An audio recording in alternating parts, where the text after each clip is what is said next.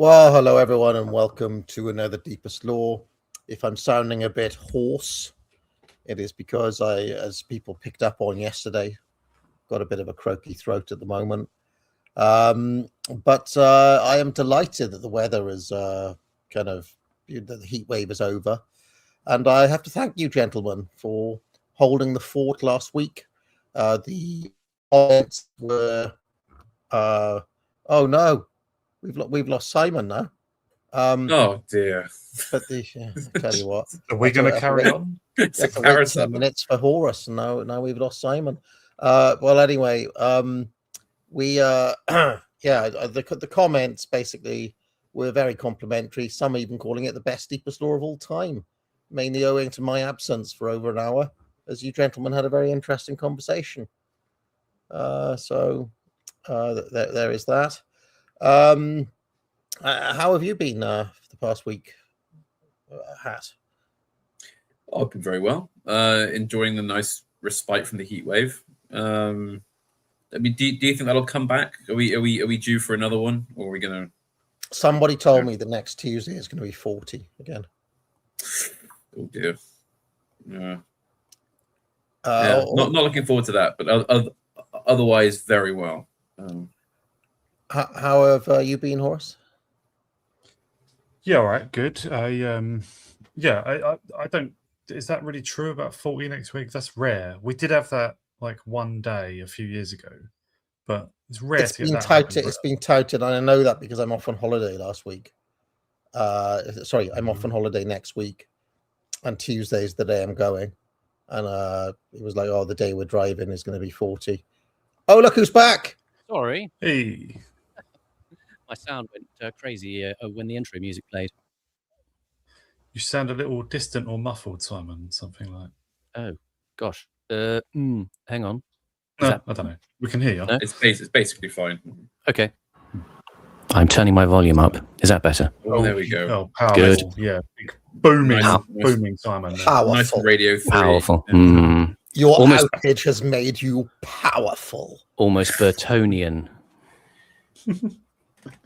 Almost Burtonian at the start of Jeff Wayne's. Now, when I had to leave last week and drive home, I was listening and I was reminded a little bit of a passage in Molotov Remembers when Molotov wanted 2 weeks off, and unfortunately for him, Stalin had gone on his holiday in that exact same week or something, and Stalin was like, I cannot leave Moscow for 2 weeks. You cannot leave Moscow for this 2 weeks because Trump.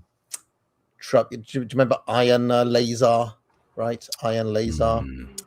I cannot leave him unchaperoned, unsupervised for this 2 week period, which I always find fascinating because all of the history books, say that Iron Lazar was one of Stalin's trusted deputies, but obviously he didn't trust him that much because he wouldn't allow him to be in Moscow alone without Molotov looking over his shoulder. So, Simon, I thank you for your comrade Molotov-like duties last week, keeping an eye on the right deviation and the left deviation waiting to happen. Absolutely. These other two gentlemen here. All these people who were talking of the Panama Horus Simon tripartite regime junta taking over, I want to deny and condemn those people. Wait, who was in the 20s, in the sort of power struggles, who was the triumvirate then? Was it Zinoviev, Kamenev, and Bukharin? Bukharin. The golden versus boy, Trotsky. Bukharin.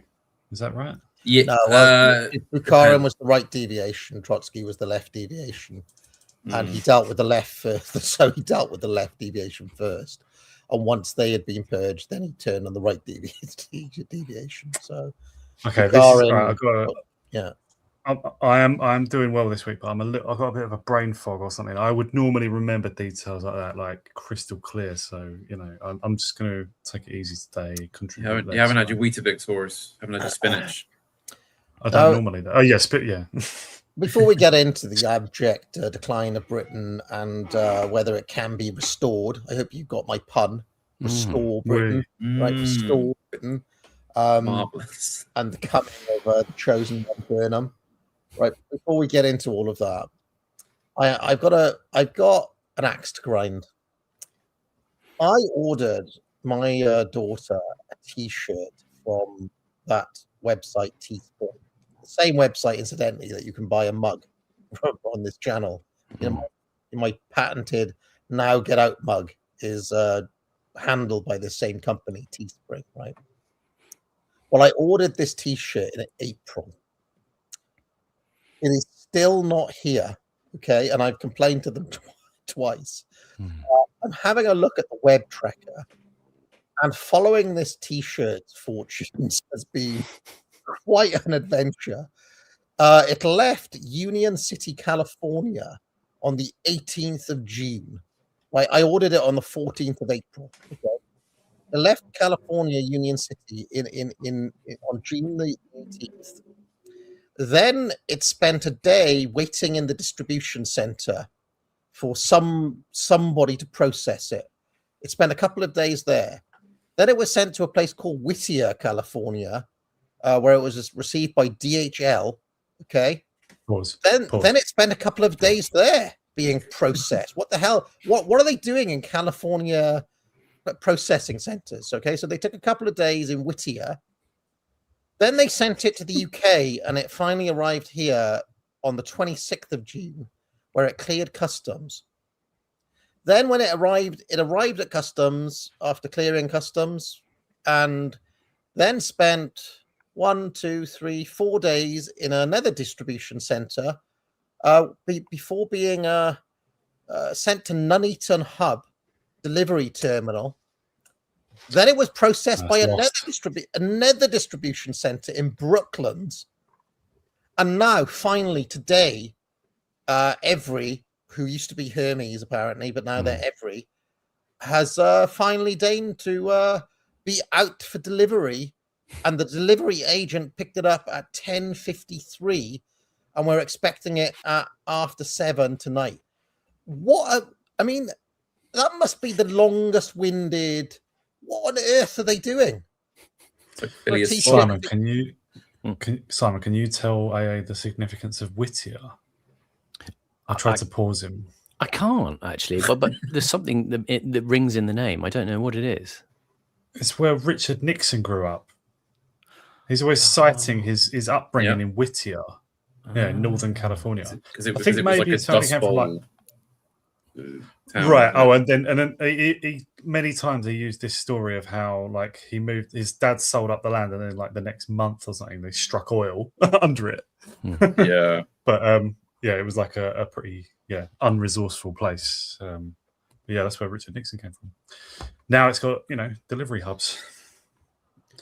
Well, they're bloody rubbish. They're rubbish at delivery. So I don't know. Like, is that? I have noticed that any package coming from America now takes an absolute age to arrive. And I've also noticed that people who order my books and things, or people that order things from America, often don't get it for weeks. Has America been severed off from the world postal system or something? What's going on? I think we are punished for wanting to buy things from America. That's just one thing. Go on, Panama. Sorry. Well, I've had issues. I tend to just avoid. I mean, if I can avoid it altogether, I won't buy stuff internationally. But I used to order cigars from America, and then they started buggering up the deliveries, and then there were UK tax issues as well. So it just no fun. No, And they just whack a king's ransom in customs on anything you get from America. So despite the fact that in America things seem to be to us ostensibly more affordable, let's say, rather than cheaper, they then sort of punish you with then customs release fees and taxes and all of the other stuff. So they don't want us getting nice stuff from America. I have a Amazon business account. Okay, they have recently just refused to ship anything from the USA to that business account. I now have to go on my personal Amazon account as opposed to the business account to order things. That's obviously a humble brag. You just wanted to mention that it's like you've got a platinum American Express card or something. No. What I'm saying is, it's like America is being slowly but surely cut off from all of these different kind of normal services that you get. And it's like all of a sudden, and then I tell you what I was ordering a couple of books, and first of all, the business account, it was like, yeah, we're not delivering to that. So I then switched to my personal one and ordered those same books, and they just cancelled it without any warning or any reason given. It was just like, yeah, your order's been cancelled. So yeah, I remember in about 2004, 2005-ish, when I first got into the Mises Institute, actually, I ordered a bunch of books that were only available on Amazon.com, not the British version. Yeah. This was, about 22 years ago or something. And the service was amazingly good. I mean, it said it might take 2 months or something, but it was actually there like the next week, good prices, everything. And it's interesting to hear that it's degraded in service since then, but not that surprising, because we are living in a time when there's just all sorts of new difficulties being imposed, aren't there? I actually feel like Donald Trump may be to blame in some way, because this is quite a recent phenomenon, and I wonder if it's something to do, because I know someone here who had a base in Arizona, you kind of had a second home there and moved back and forth, and he was saying that like since Trump's come in, he's had all sorts of problems, and he was like, sod this, and sold up, and now he's not going to live there anymore. And apparently loads of people have had the same issues, that ICE and all this sort of stuff. It's like, it ostensibly is there to crack down on Somalis, but actually they're just causing trouble for like normal Brits who've got a house in America and shit like that. May I mention in connection with this? Do you know, I think we mentioned this last week after you had to drop out because of the technical problems, but Alan Greenspan died the other week, didn't he? We'd talked about, we'd seen him in The Trap.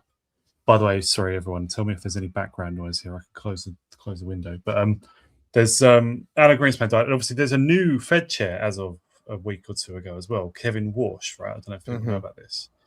He's talking, so I heard secondhand, I need to check this myself, but apparently he's talking about changing the way CPI is measured. You don't need to know the details, right? That's already, it's to hide inflation, obviously. But what he's going to do is proposing, apparently, is to exclude outliers. So if a certain item or category or whatever has gone up too much, it doesn't count anymore. and this just makes me think of, like, I bet, one of the things of inflation is obviously prices go up. Another thing is that things get smaller per unit, right? Or you get less, or you get lower quality, shitter ingredients, whatever. Another thing is just that it takes them like 3 times longer to deliver it or to produce it, or, to have it to you, to the customer. And I just wonder if even Amazon is buckling or bending a little bit under the difficulties of trade. Like Trump's tariffs is one thing. I'm sure Starmer and Reeves and co have made things difficult in terms of customs and duties, and because they'll just grab money from wherever they can.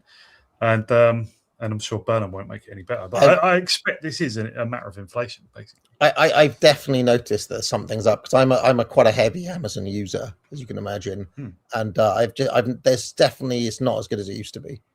And Amazon is one of the best functioning businesses I've ever encountered. It's amazing. Yeah, absolutely. But there's been problems of late.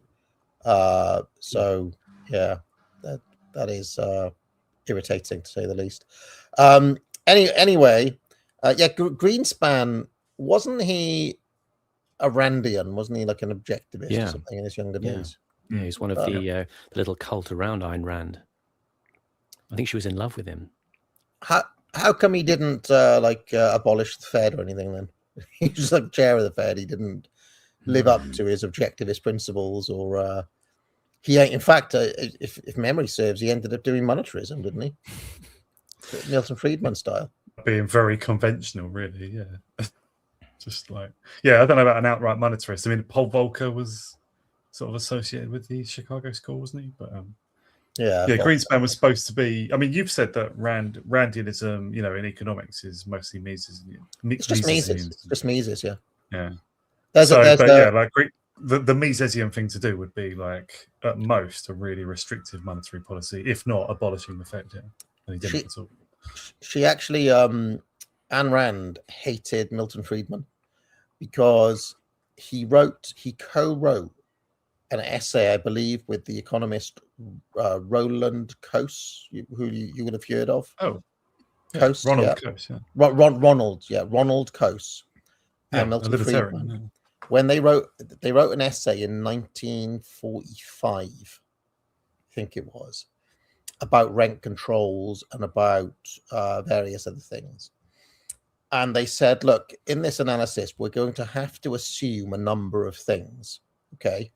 One, we're going to assume that society at large wants the goal of equality, right? Whether we like it or not, it wants the goal of equality.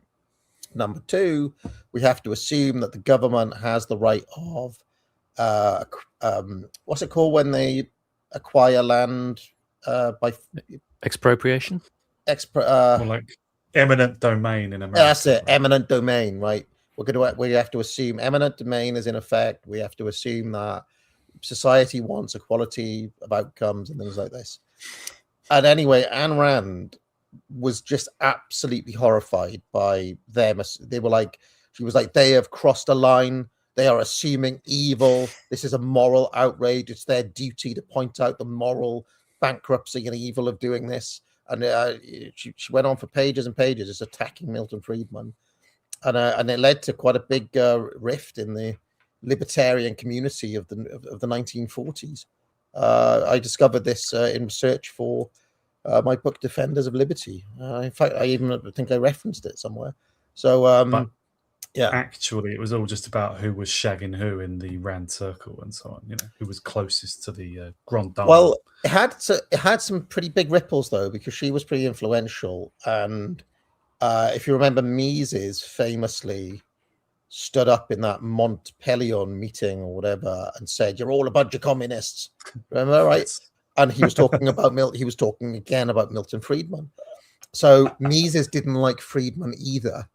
Yeah, they were two very, and he was around in America at the time because he was doing that lecture tour, and he, went to stay in New York and stuff. So these two events, Rand attacking Friedman and Mises doing that, were very influential on that circle of New York libertarians that then grew up around Murray Rothbard and Walter Block and all of those sorts of guys. So yeah, they're two pretty not much talked about, but quite foundational events in American libertarianism.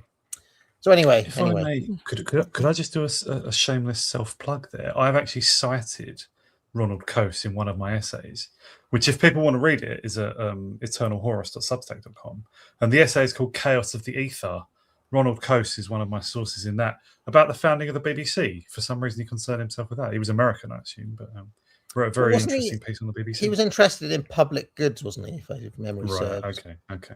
All right. So that makes sense. Probably why he was interested in the BBC.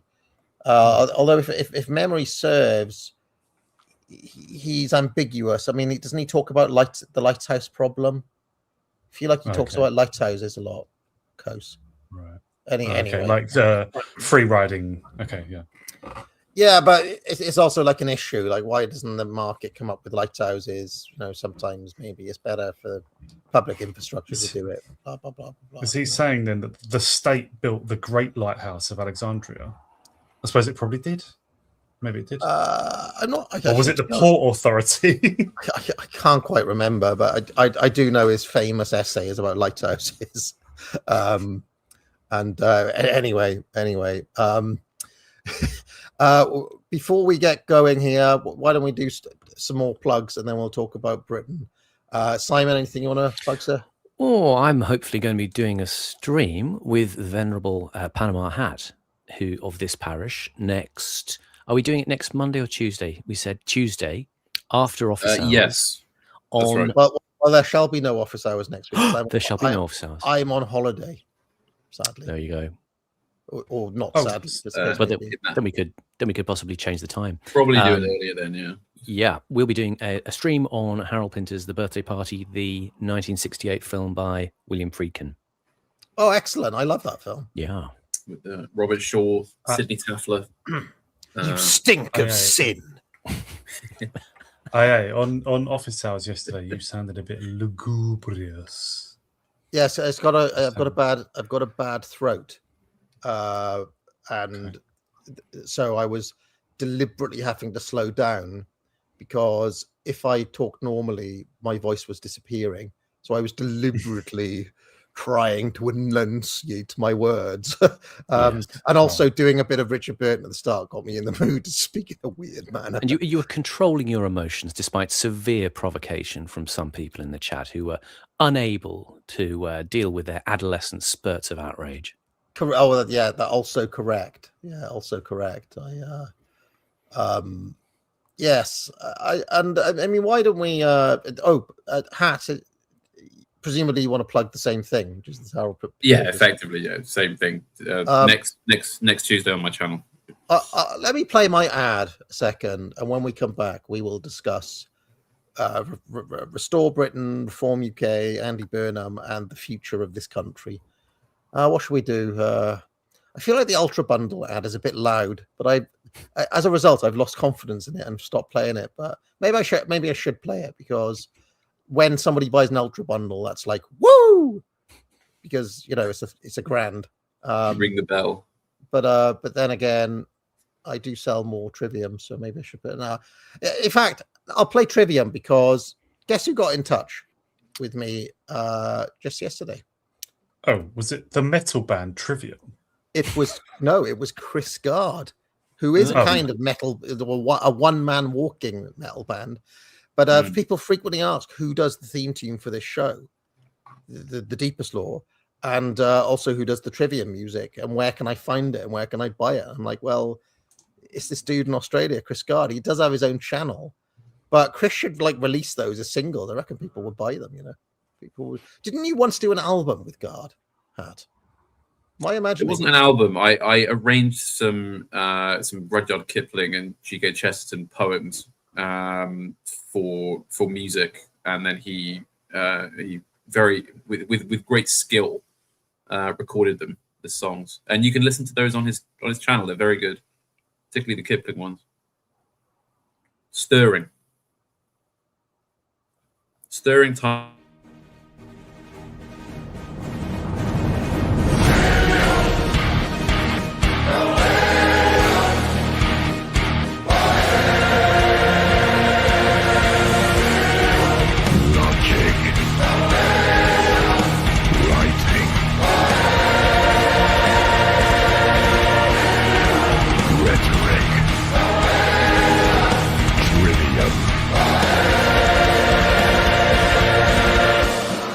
Order now from the academic agency.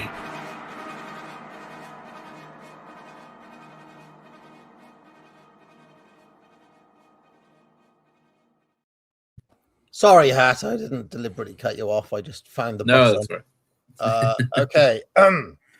So yes, yeah, it was a little bit depressing yesterday though, because it does appear to be that the people who said that Restore would succumb to the iron law of oligarchy and so on, broadly speaking, are having the better of that argument now. And that's a little bit annoying because this was one of the rare occasions that I allowed myself a cope, gentlemen. I allowed myself a cope. But you know that things have taken a turn for the better today, right? Because they've appointed Henry Bolton, apparently, to something. The NATO Israel-loving maniac, Henry Bolton. Who has? What, Restore? Restore, apparently. So I heard somewhere. Yeah. Yeah, I thought he's that a might foreign happen. policy spokesman, isn't he? That's a fucking diabolical choice. Like, So, so Lowe is the problem, right? Like, let's just go straight to it. Lowe is the problem, right? Like, we need to get rid of Lowe, basically. but he's the party. He's the whole party. I know. So it's kind of fucked, isn't it?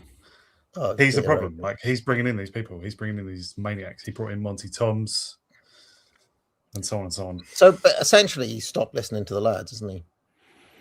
He's Was like he the ever? lads. Was he ever listening to them?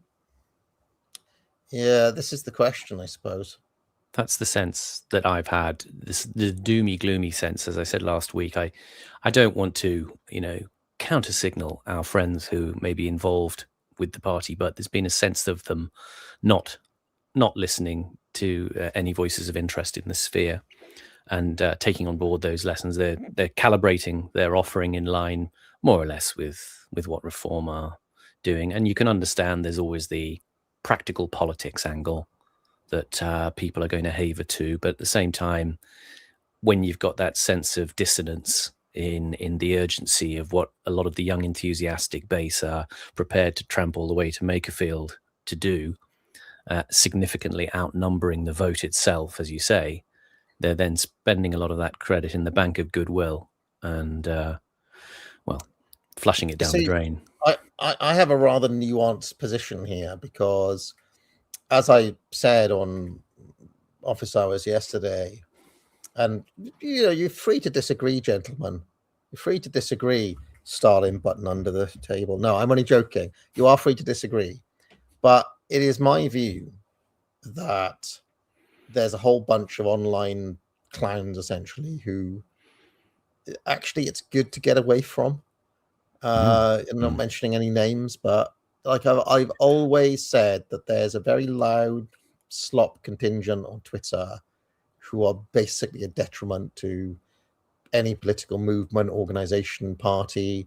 So on the one hand, it's good to get away from them. Okay. On the other hand, it is not good to give over control of the party to the same sort of forces that are behind Nigel and friends, which seems like a much more grave issue and dare I say terminal issue. Because that's it, basically. That's it. That's like, for many people, that will be just like, well, that's it. That's the end of the party. Tend to agree. So, like, I mean, I've never. Sorry. No, go on. I never understood what the function of the party was to begin with. I mean, obviously, there's the underlying issue that there is no electoral solution to a structural problem, an institutional problem, and also, what was Rupert Lowe ever going to do? Even with wild success, it was always a non-starter. It was our X-Files, Panama. We wanted to believe. Well, I mean, my view on this, and I'll let Horace come in a second. And I know that this is a niche position, to say the least, but it is what got me excited in the first place. In Lowe, I saw somebody who had a certain degree of gravitas and get up and go-ness, and like he's a doer. He's somebody who seems like he'd get things done. Okay.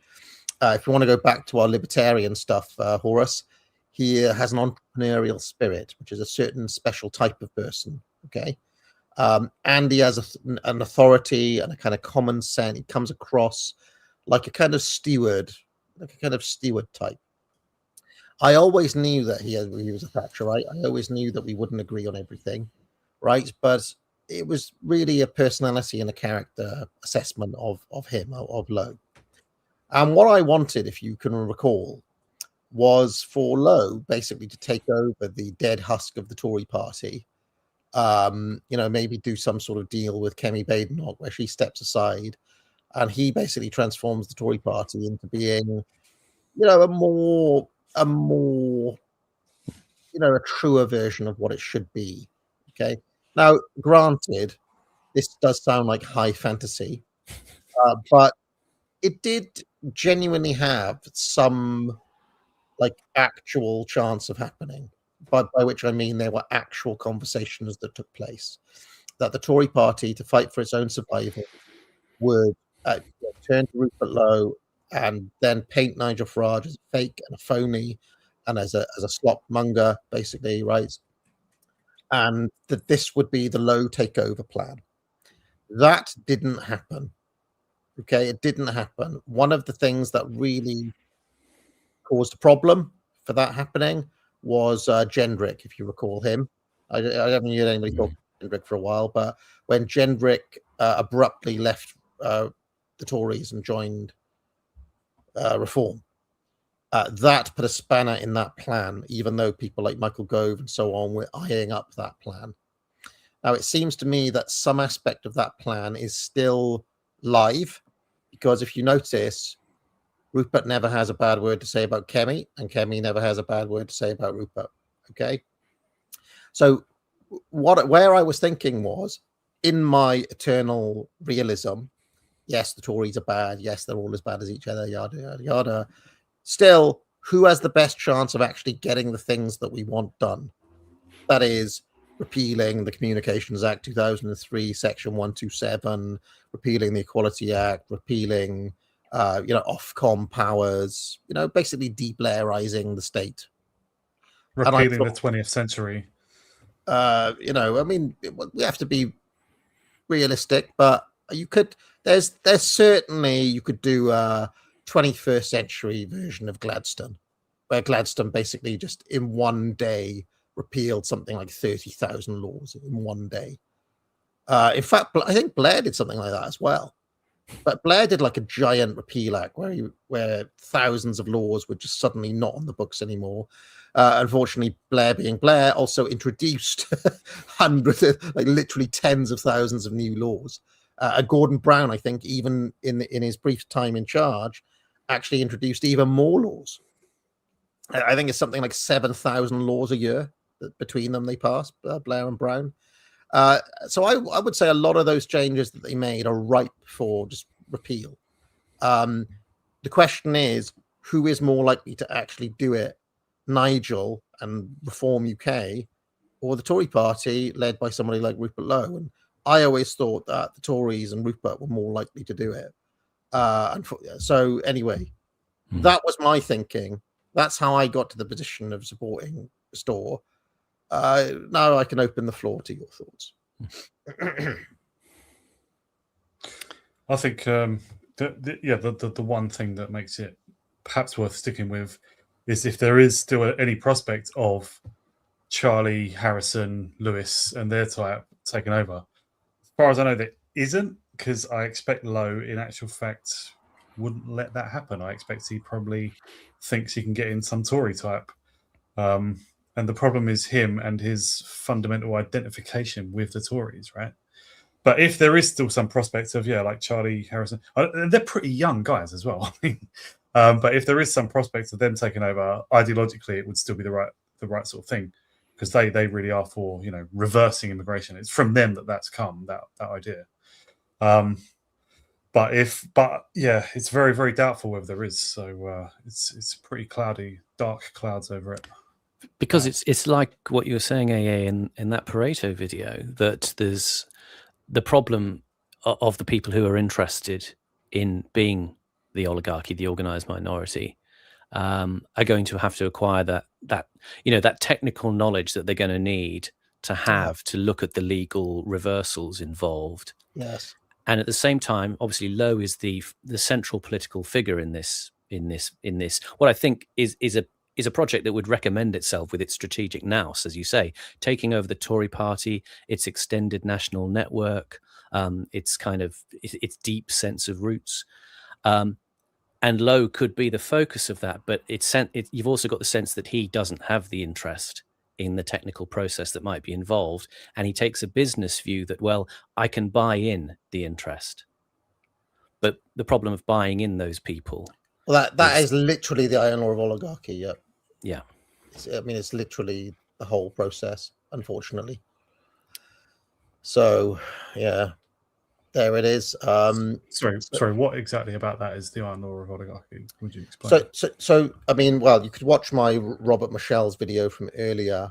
I'm still getting used to, by the way, Simon. Sorry, the Michel's. That's what I was thinking of. Yeah, I'm still getting used to the lower initial view counts. It's taking, like, because I'm used to the news cycle where all your hits come in the first day, but if you've noticed, they actually start low and start creeping up the views on all the videos. That's taken some real getting used to, because I'm not panicking, but I'm confident that all the videos will, break 10K and all the rest of it, or even 20K in some cases. But anyway, the basic thing is, Horus, is that when you start, imagine you now want to start a political party, the four of us, okay? Trouble is, we don't know anything about PR. We don't know anything about canvassing. We don't know anything about how to run a campaign, right? So as a result of that, we have to then go on the market and bring in people who've got experience of doing this, okay? But then when we bring those people in, they bring all the rest of the stuff with them. And, lo and behold, within the space of 2 years, you've turned from being what we wanted to be to all of these experts saying, well, the thing is, we're going to need a diversity policy. We're going to need, you're going to need to adjust your messaging in this way and that way. And in the end, you end up kind of looking, all the sharp edges get shaved off.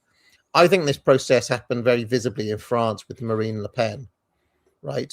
I know she's been banned from running or something, but if you could compare Le Pen, the father, to what that party became under her, that is the iron ore of oligarchy. And it came as a result of them needing to professionalize their image, bring in all sorts of experts. And, think about it. You've got the same person running your campaign that ran Boris Johnson's campaign or ran whoever else's campaign. Or, you bring in Dominic Cummings. Well, he's going to bring all his Dominic Cummings stuff with him.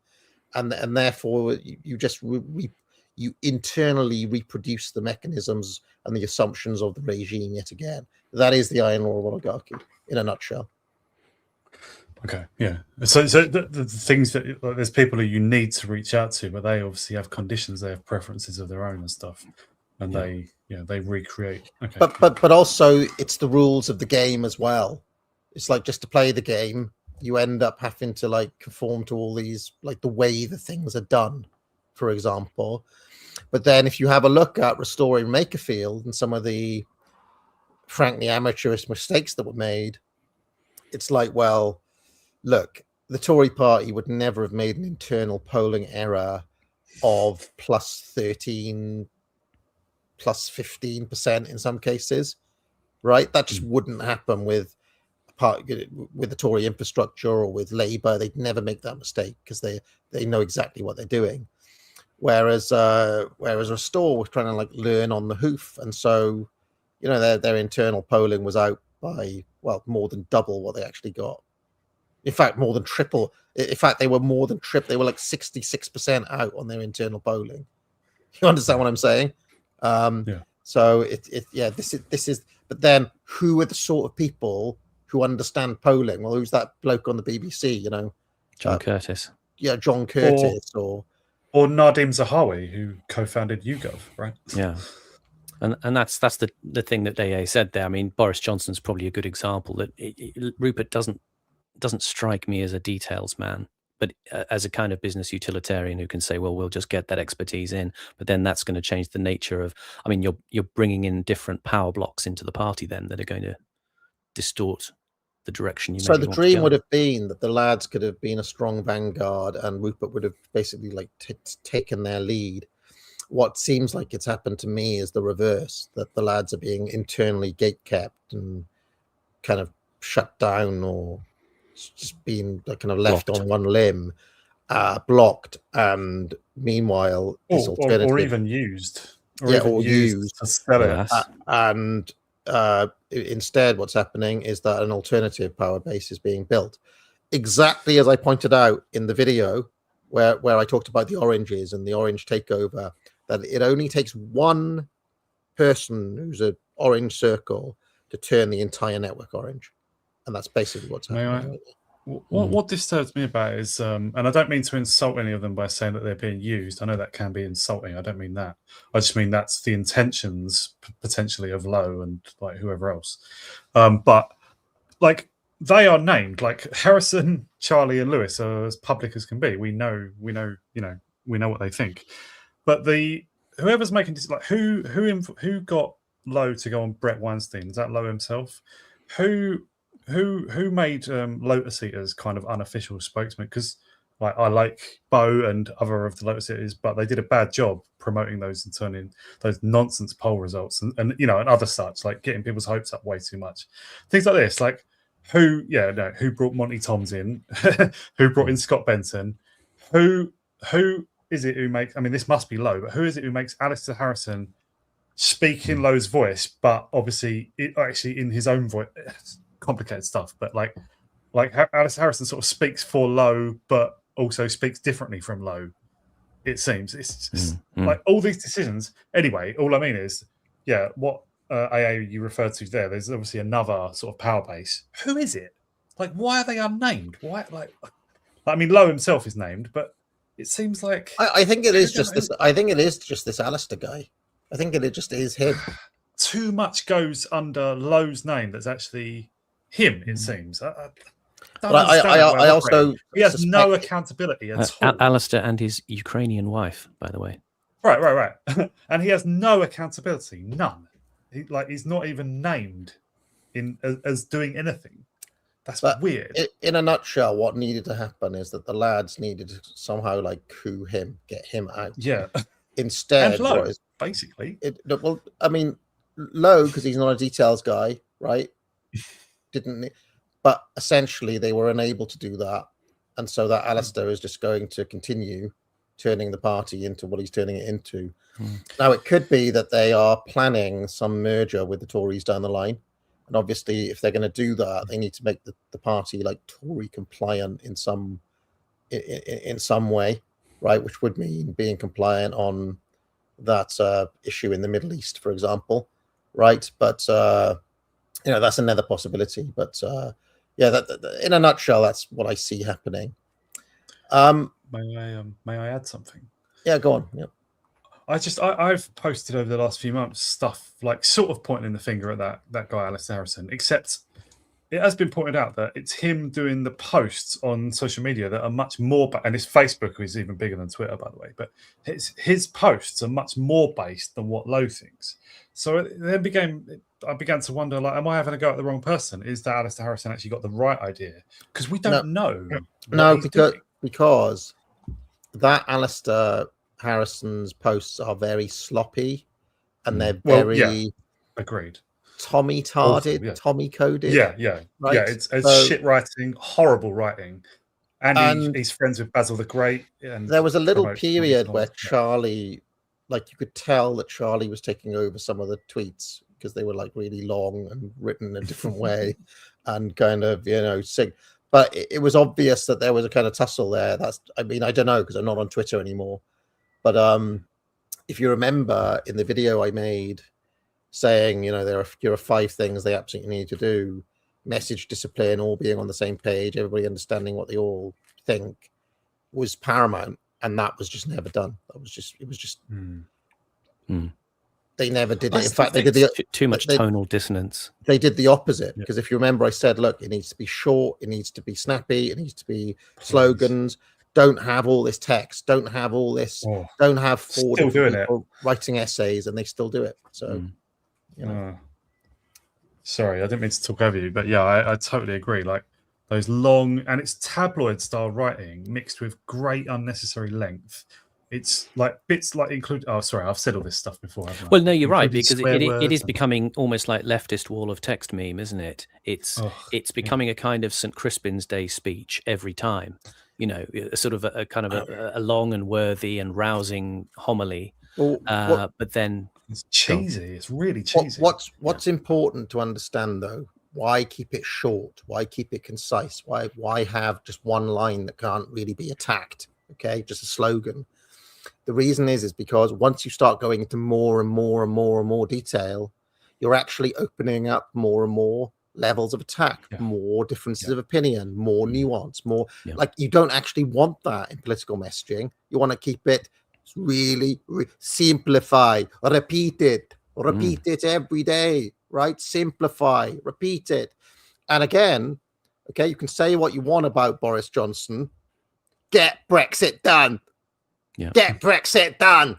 Right? There was Get no Starmer out. like get Starmer out or whatever. There's no way to like somebody goes, oh, well, what does that really mean, right? But if all of the Tories are just out there saying get Brexit done, that delivers an 80-seat majority because nobody can actually attack the position. Whereas every time one of the lads writes an essay, it's like, well, hold on a second, you said here on line 4, and Harrison Pitt said here, this very different thing, and now Connor's saying this thing over here, and on this podcast over here, Rupert Lowe said that, and that is the opposite of message discipline. It is, and this is where, coming back to the iron law of oligarchy and the professionalism and the skills of those in power, these are the sorts of things that, Andy Burnham, if he has Tony's team or something like that, if he's able to enforce message discipline, a party that doesn't have it is just going to get hammered by the one that does. There's something you said on Office Hours yesterday that I'll return to here. That's a good, concise summary of this is, I don't debate. There is no debate. Yeah. There's a good example yesterday. Ash Sarkar tweeted out, because the left-wing outlet The Canary was debanked by Lloyd's, and she put out a tweet saying, the banks have no right to interfere with journalism, this is outrageous, etc., etc. And of course everybody from, let's say, ostensibly our side crowded into the comments and said, nah, now you know how it feels, where were you when Nigel was debanked, etc. And I have to say, looking at it, I sort of wanted to say to people, no, Ash has done you a service. She's shown you that in terms of political power, your sympathies are only unidirectional. You only are in favor of punishing your enemies and favoring your friends. And that's Simon. So there is no debate about that. Are you suggesting that there are limits to the benefits of pointing out our enemy's hypocrisy? I somehow feel that it's. I'm going to use a military analogy here. It's akin to misplaced ideas people have about the military. I've said before, I used to work in defense a bit, so I used to come across the sort of hardcore end of the military, the special forces people and people like that. And there's a misunderstanding of what people in the military do. People think, soldiers join the army to learn how to fight. And that's a misunderstanding. Lots of soldiers don't join the army to learn how to fight, and they're not there to fight. They may not even be very good at fighting. Soldiers are not there to fight. They're there to kill. It's a very different thing. The military philosophy on a fight is you don't want it to be extended. You don't want it to be like in a James Bond film where there's lots of balletics sort of running around the screen and people having, reverses and set twos and it's dramatic and it goes on forever. Because the longer a fight goes on, the more likely you are to make a mistake and be killed. So you don't fight people. You try to knock them out with one shot. Yeah. Right? And that's the philosophy you need to adopt in politics. You're not there to debate. A very good example of this, if we can go back to that Boris Johnson election, okay? And again, yes, Boris is a twat. Yes, we all hate him, right? But I'm just talking about the election. Do you remember that Boris just didn't go to debates, wouldn't appear on, didn't go to Channel 4, wouldn't take the interview with, was it Andrew Neil? I'm not doing that. He just didn't debate anyone. He just drove a tractor and said, get Brexit done. What a 80-seat majority. There's no even-handedness. There's no fairness. And I just want to stress to people in the chat who are getting excited, I'm not talking about advocating killing in a literal sense here, but I am using it as an analogy for political process. If you're dancing around with your enemy, you're giving them time to take you down. You are bang on. And it also just corresponds to who is really here for the fight that we're in as well, right? I know you were making a wholly different point, but just, Tory types, they're not actually out to defeat the left. They see them as colleagues. We are out to I'll speak for myself anyway. We are out to defeat our enemies and to reverse what they've done, right? or to replace what they've done. Yeah. I know Pause, it's a different point, but Pause. Can I just say to Chap in the chat? He says soldiers are there to gain and occupy ground for far preferable for the enemy to retreat. This chap is obviously not a military guy. No, I'm not a military guy, but I used to knock about with people who were very serious military guys. And I will say to you, the purpose of what a soldier is there for, from literally the mouth of someone who was a top soldier in the SAS. I said, "What's your job as a soldier?" And he said, "To kill the Queen's enemies," and that's it. That's what you want. That is what they spend years reforming soldiers into. Like, it's the only way to make them an effective fighting machine. They have to be ready to follow orders, bar nothing. I mean, I'd just like to add, I think the so-called vanguard, these quote-unquote lads that we're talking about, I won't name their names, we all know who they are, but if we're acting like they were ever going to be a serious influence for good on any organization they're in, I think is ludicrous. I mean, these people are they're a rotten groundswell. They're careerists. They have an interest in actively keeping this state of affairs going, because it provides them little jobs and prebends and niches in the media and in Westminster politics, which is the most sort of fetid, hideous world, just even to exist in without having anything to do with them. Well, and a lot of these people are far too comfortable in that bubble to meaningfully want to change it. That's what we're looking at. This sadly goes back to what I was talking about in the Robert Michel's lecture from earlier, though, which is that, I mean, I went on that lecture is a little bit longer than the others because I went on an extended spiel about why I'm not in politics. I've got the wrong personality type. I would never. I cannot toady. I can't be a second. I can't play the game. I just have the wrong personality type to be in that sort of thing. So this is the trouble, though, because it's very self-selecting. Those sorts of characters that you're describing, Panama Hat, if it's not them, whoever it is always going to be of that sort. It's always going to be somebody of that stripe who's a little bit careerist, who does actually want power, who does, whereas most normal people just don't have those things. So no, I think you're rather missing what I'm saying is that if you're of that type, if you can fit in with the current group of media and politics people in Westminster, then you aren't a serious person just to begin with. It's kind of a fallacious thing. You don't actually have the drive or the knowledge or the ability to meaningfully change anything. You just want to be in the swamp because the water's warm.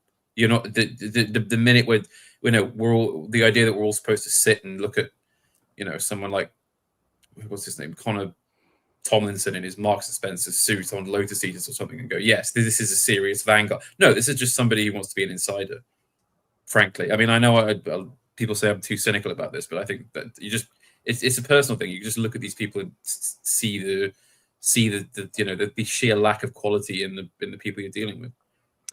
Connor is our link to Ayaan Hirsi Ali, though.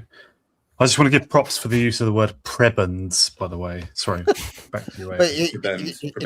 In a way, Hat, though, this what you're describing there is quite literally the iron ore of oligarchy, because it's like it's always already going to be somebody like that who I'm kind of comfortable being in those sets, and therefore, what is it? What is the phrase? You don't change the system changes you.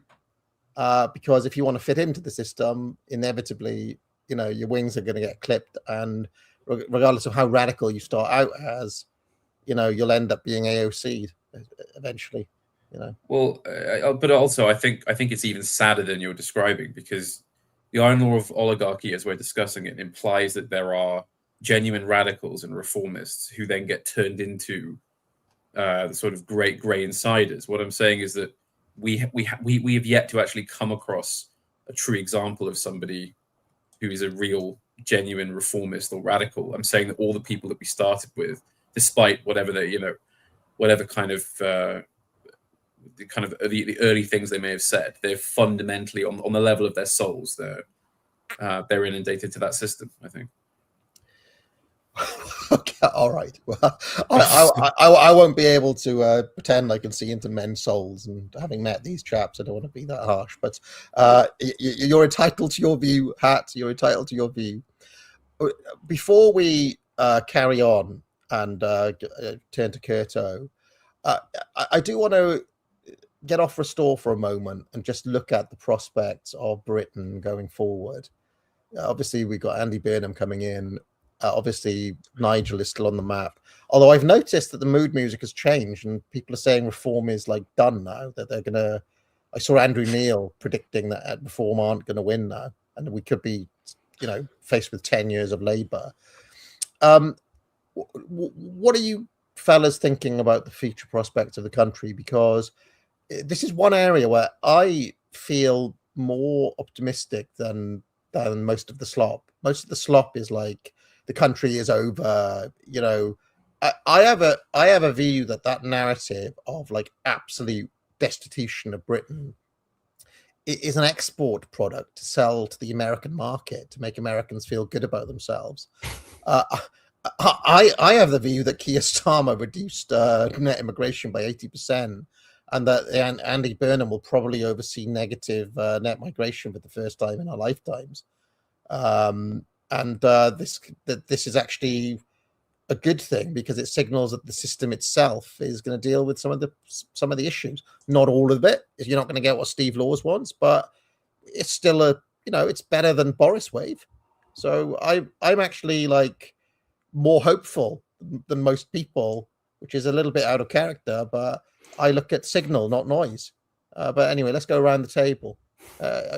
Simon, do you share my optimism? I feel pretty hopeless at the moment. I feel a friend this morning reminded me of Gavin Bobby's thesis about collapse, and I actually am naturally tending towards being optimistic, but right now I feel like it's just grinding to a halt. I can't, as John Lydon would say, no future. That's all. Horace. The most depressing thing is how much faith you have in government statistics. There's no way Labour, they did not reduce immigration by 80%. You're out of your mind.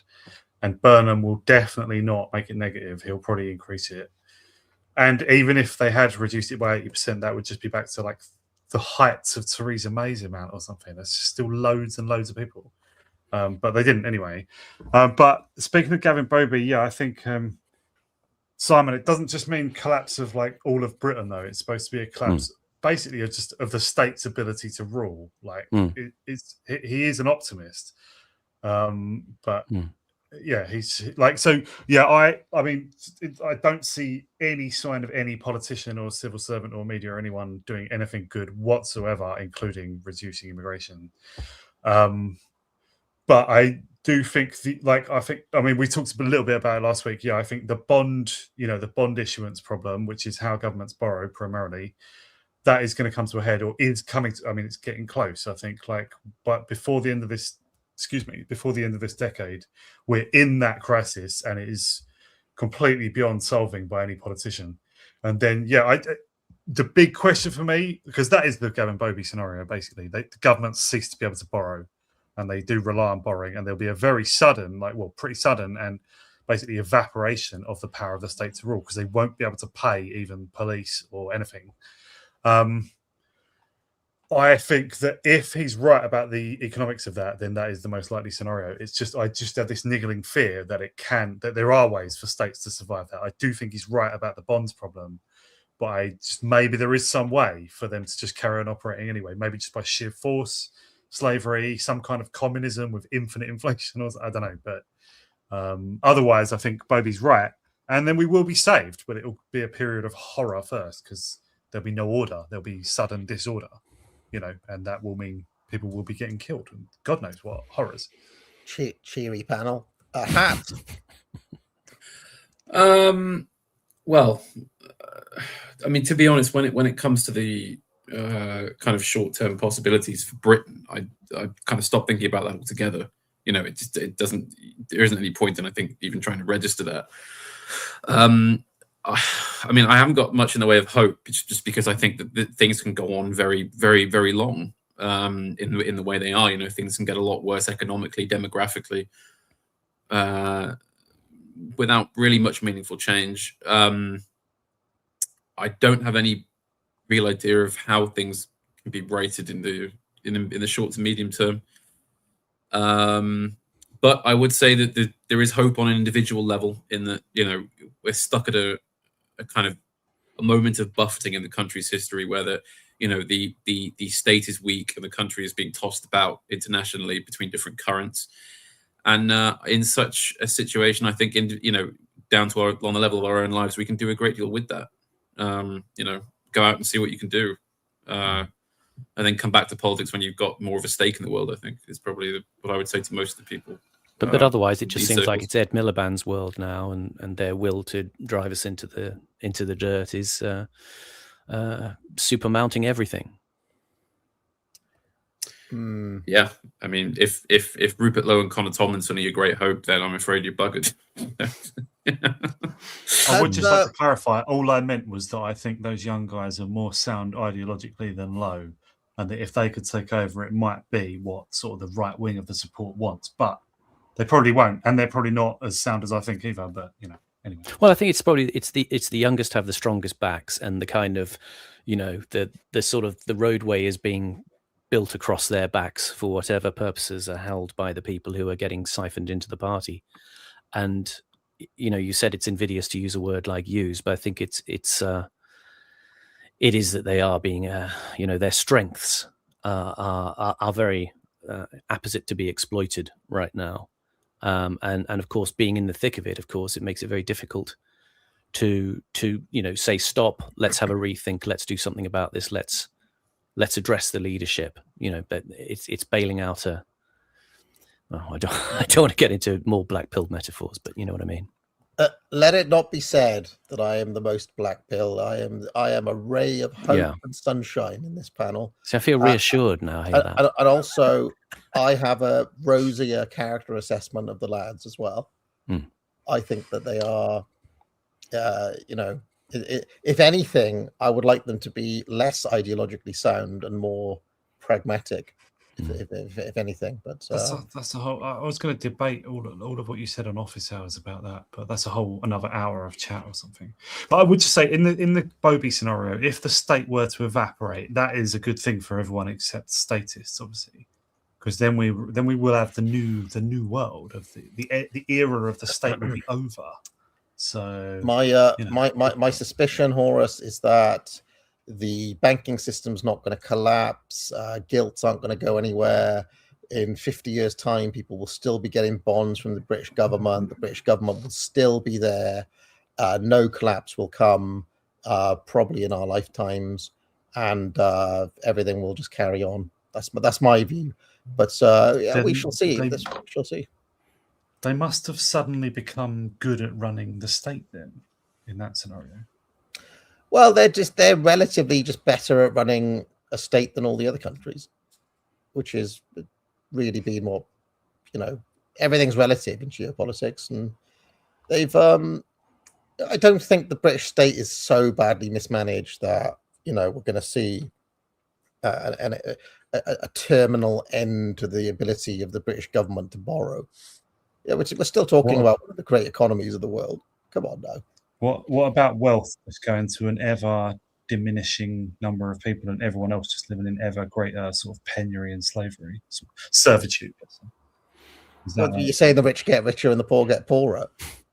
So yours is the darkest future. You see, you're just thinking about the survival of the state. You love the state so much that you can't see past it. No, but I don't think the rich get richer and the poor get poorer. I mean, yes, more wealth is concentrated in the 0.1%. But the next 10% and next 20% actually are doing all right as well.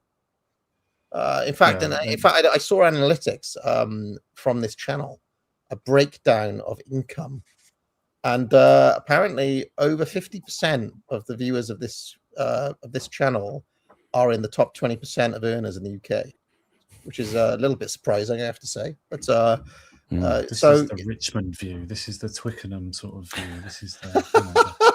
Well, this is.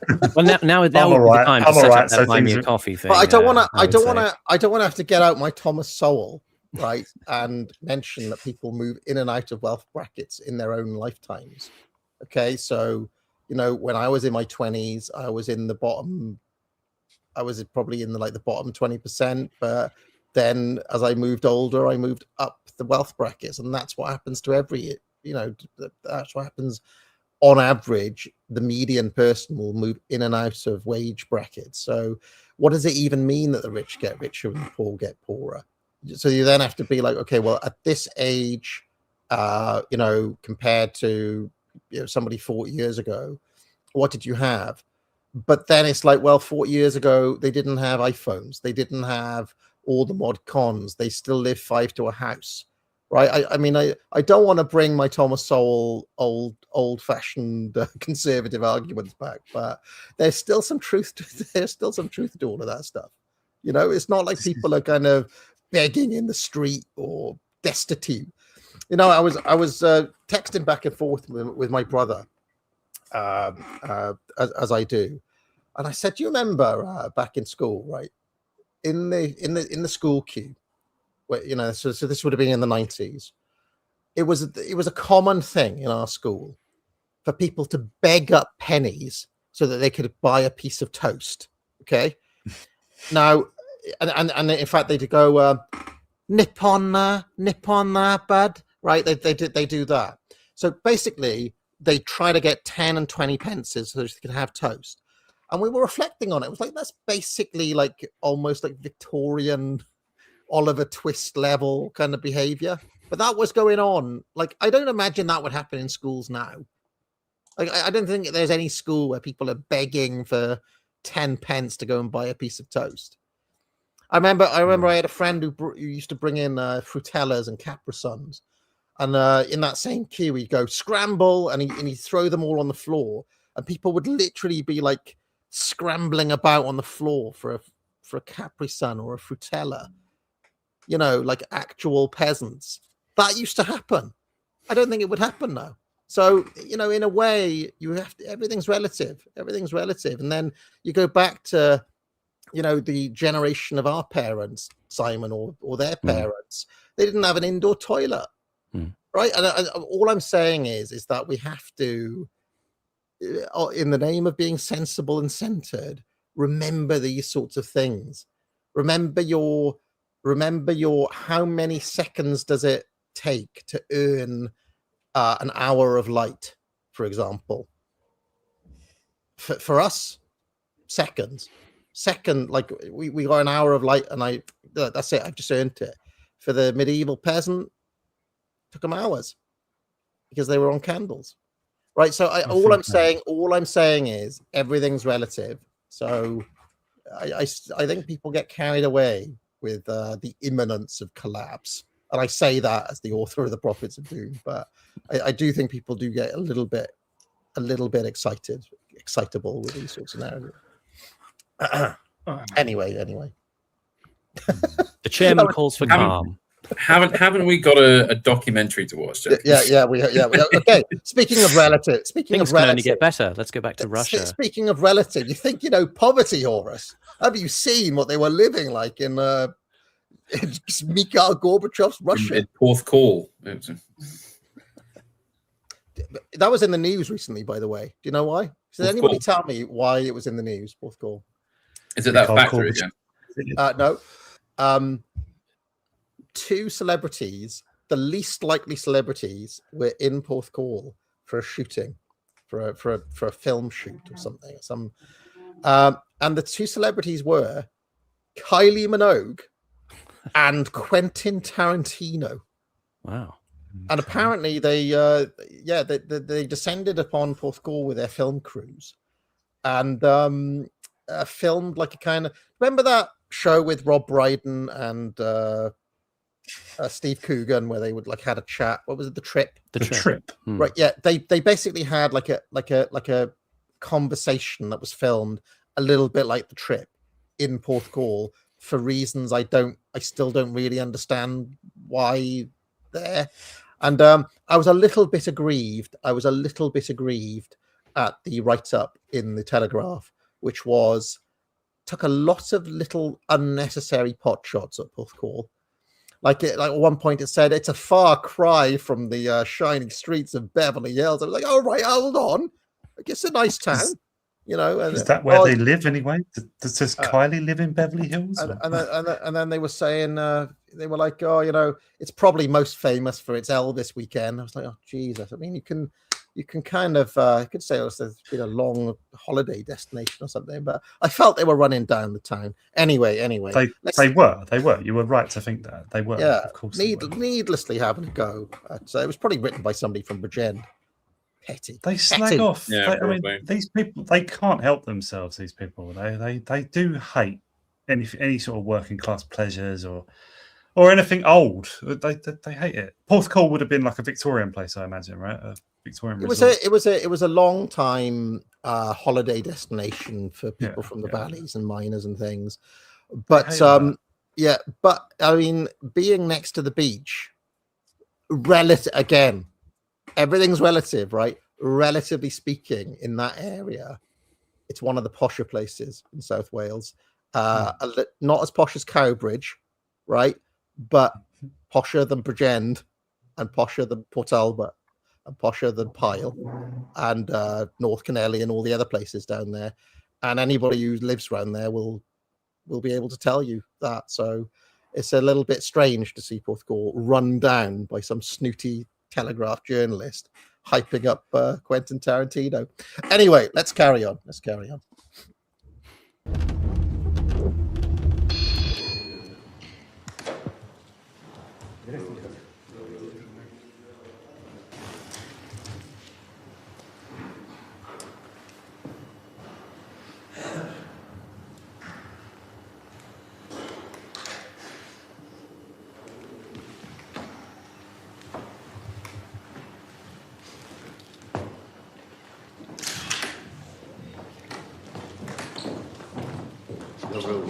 Good morning. Have you had a rest? Yes, I'm very well. And you? Have you had a rest? Я никак не пойму, что мне делать. Well, I don't understand what I have to do. Ночью не сплю, а днем меня тянет. I don't sleep at night, and I have... Speaking of Thomas Sowell, there was a leader, Horace. There was a leader, Maggie, bless her. When I was growing up, people could afford houses with swimming pools in them, bought on credit. Those were the times, eh? Those were the times. Well, speaking of Thatcher, so I'm meaning to ask you this, AA.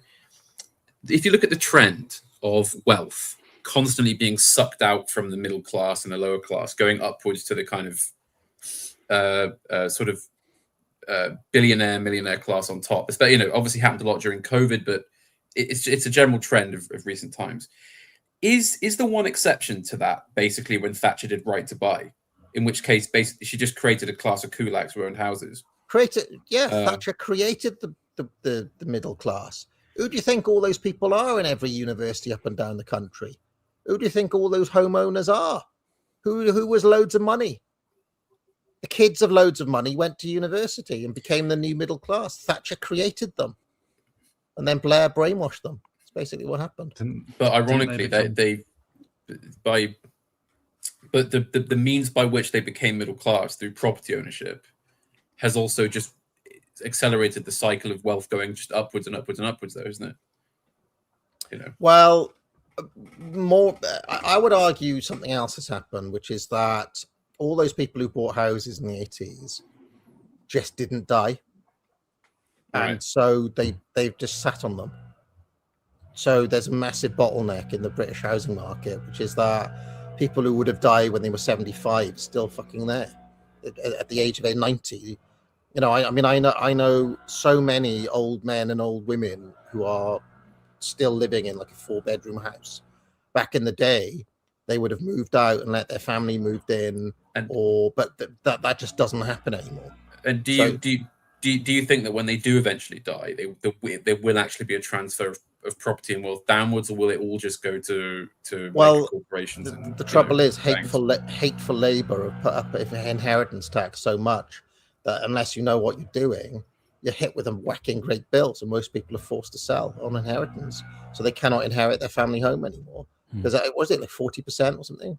It's really quite severe, unless you really know what you're doing and leave it in a trust, or work it out in such a way that you divide it between the kids and everybody avoids paying the inheritance tax. But most of the time that doesn't happen. So there will be a wealth transfer downwards, but also the state will grab a huge amount of it, which is actually how the British state defeated the aristocracy in the first place, which was essentially by taxing their land so much that they couldn't leave them on.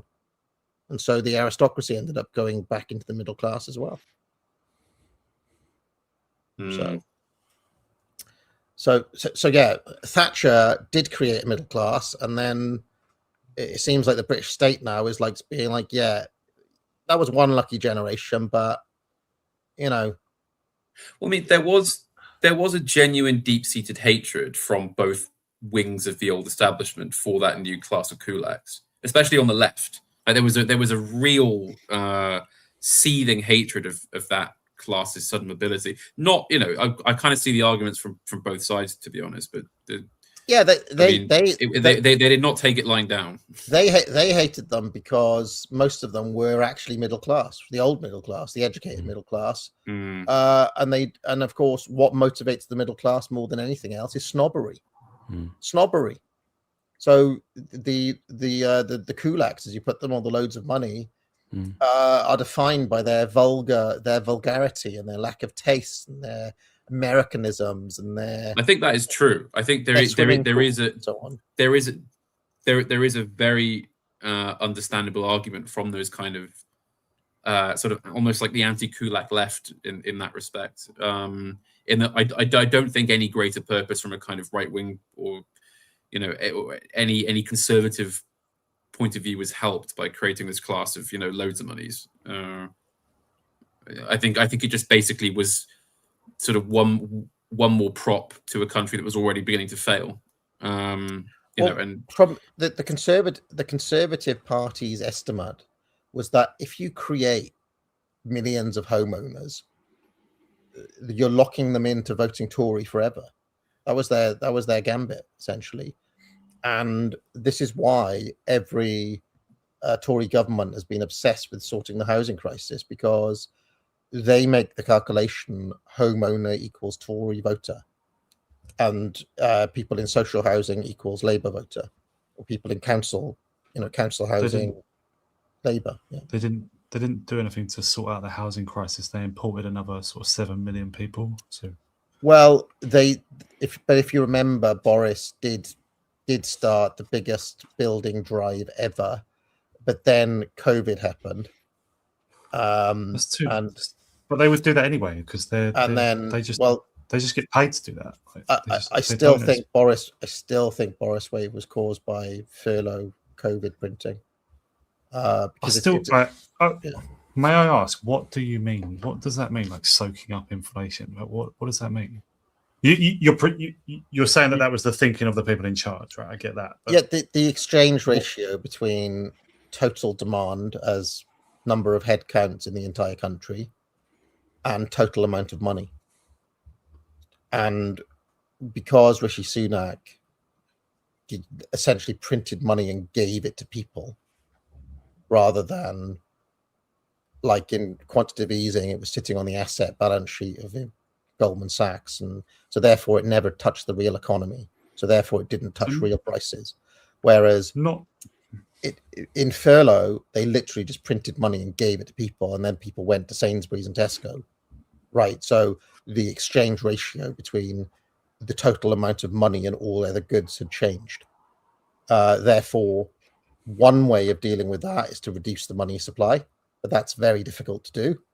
Another way of doing it is by increasing the total demand, and that's what Boris Wave. Increasing the demand makes things go in the direction of higher prices. No, because we're talking about the ratio of money in all goods. You understand what I'm saying? So the money was already created. Yeah, the money was created. The money was already created. Okay, But Yeah. if the total demand stays the same, all that's changed is there's more money, which means prices will go up through inflationary mechanism, whereby if you adjust the total amount of demand relative to the money supply, then you could keep prices relatively stable, because now you've got extra people buying sandwiches for £3 or whatever. Understand? If that was their thinking, that's insane. That's confusing, like demand for money with demand for whatever, right? But maybe that the key thing is the exchange ratio between total amount of money and whatever it is, apples or sandwiches or cars or whatever. So if you keep the total amount of people the same, but you increase the money supply, the prices will rise, because all that's changed, the demand has stayed the same, the amount of money has gone up.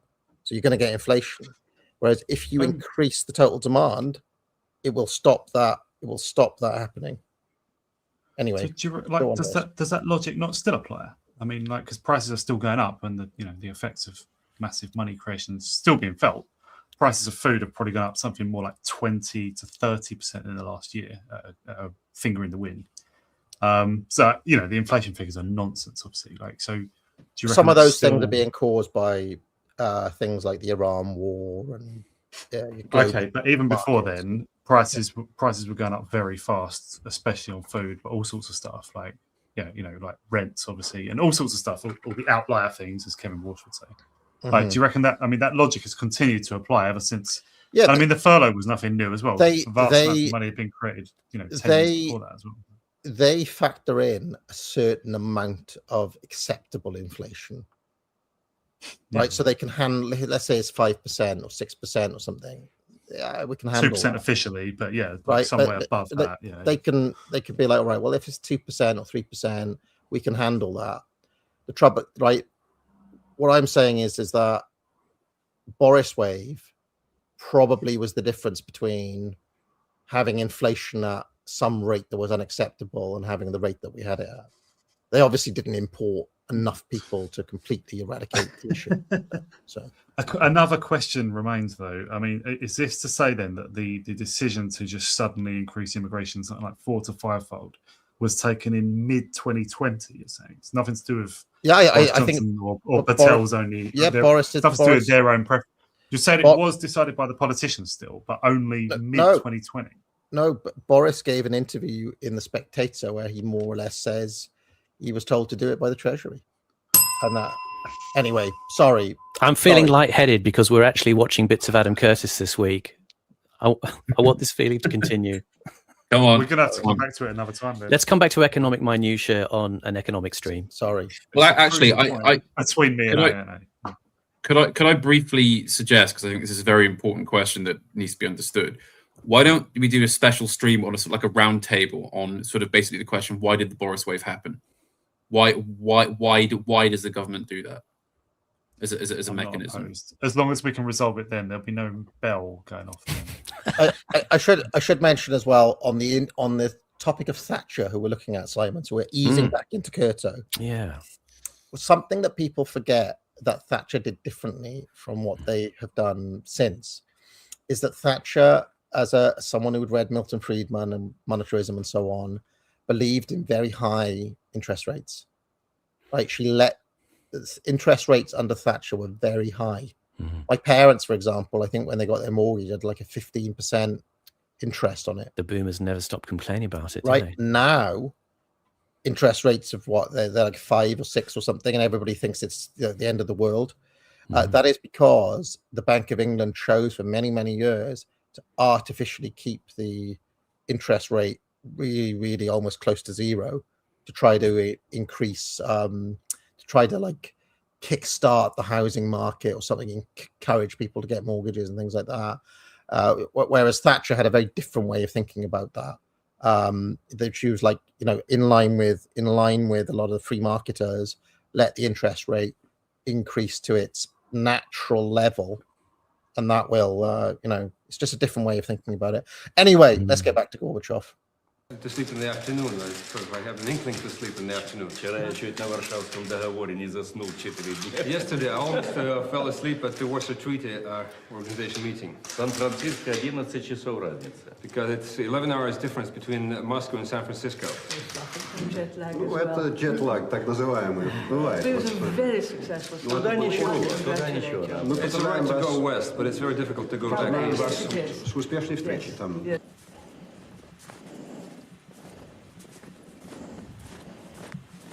I think I've become like a Thatcherite over the course of this trip. I kind of love her again.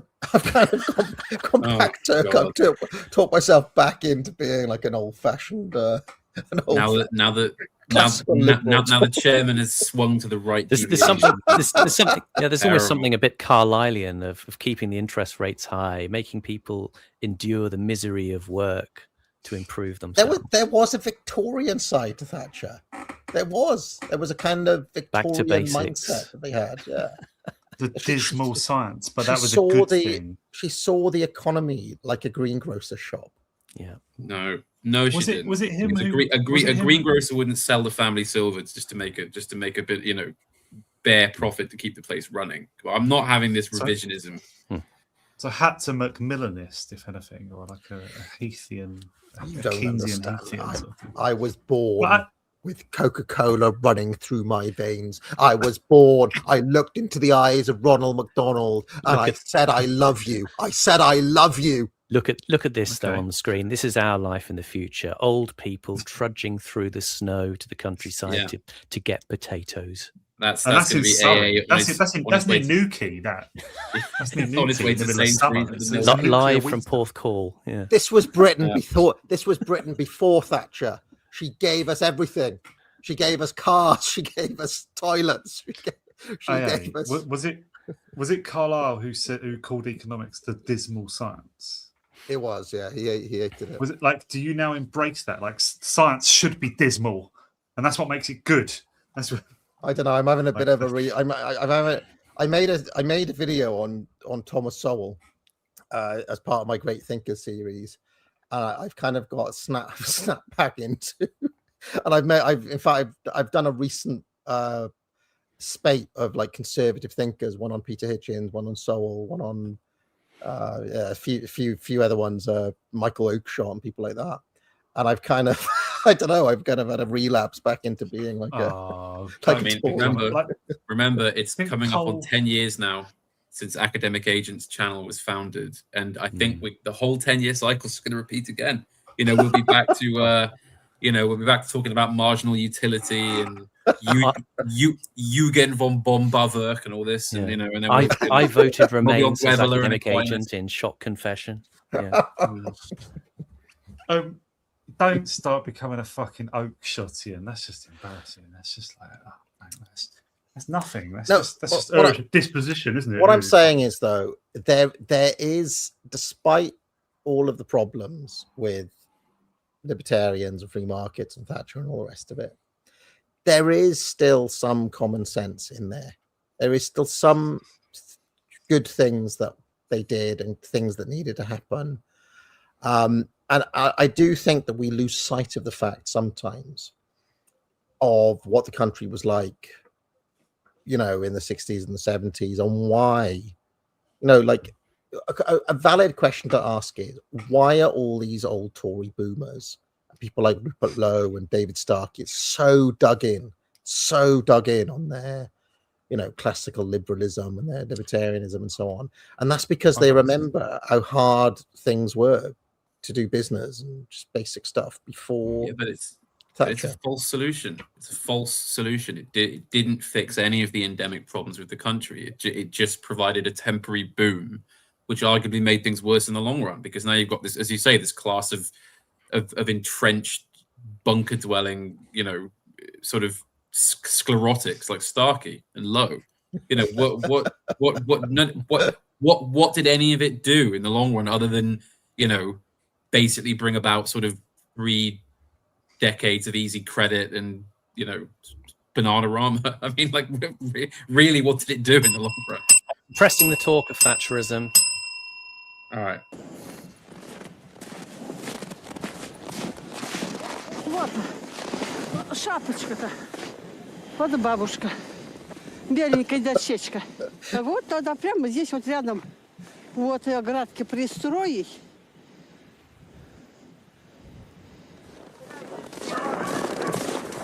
Старая бабушка. Хватит тебе лучше жить. Надо тебе в Америке сидеть. О, здравствуй, моя милая. Ладно, здравствуйте. Здравствуйте, здравствуйте, здравствуйте. Ничего, ничего. Ой, родимый. А мне Наташа приехала. Наташа Джабай. Ой, пошли. Куда? Ты куда? Я без головы. Наташа.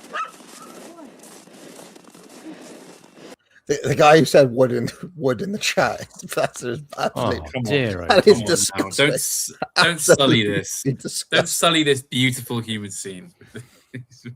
Also, I'd just like to say it's quite remarkable, even in the depths of this sort of collapsing communist empire. Look at this lovely sense of a locality. There's my grandmother's grave, there's my mother's grave, and that's where my grave would be. You know, it's like 1381 John Smith. Where's your entrepreneurial spirit hat? I was puffing on my cigar, thinking, I tell you what they could do with there: an Aldi, an Asda, maybe a McDonald's, a factory, maybe that could create jobs. A bit of entrepreneurial spirit, a bit of drive. Come on, I know Rupert would agree with me. I think Barratt Homes can redevelop this area, and then we'll have even more space to bring in all those wonderful Hong Kongers. 400,000 Hong Kongers to save Britain today.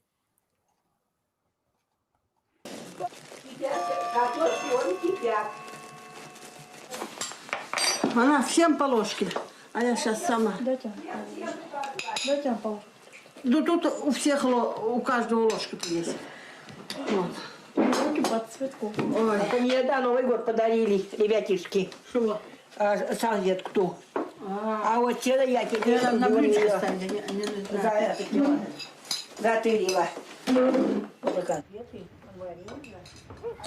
I've forgotten. Is this sort of late 80s? About 89, 90. It's from the Russian Wonderland BBC series that Curtis has lifted that one. Were they, Couple of sisters. Yeah. Were they simply eating a plate of mash with a giant jug of milk? It seems to be, yeah. That was a couple of old sisters called Mura and Lydia. And Lydia's coming out from the city to get potatoes. So she's bringing some of the things like butter that they are having,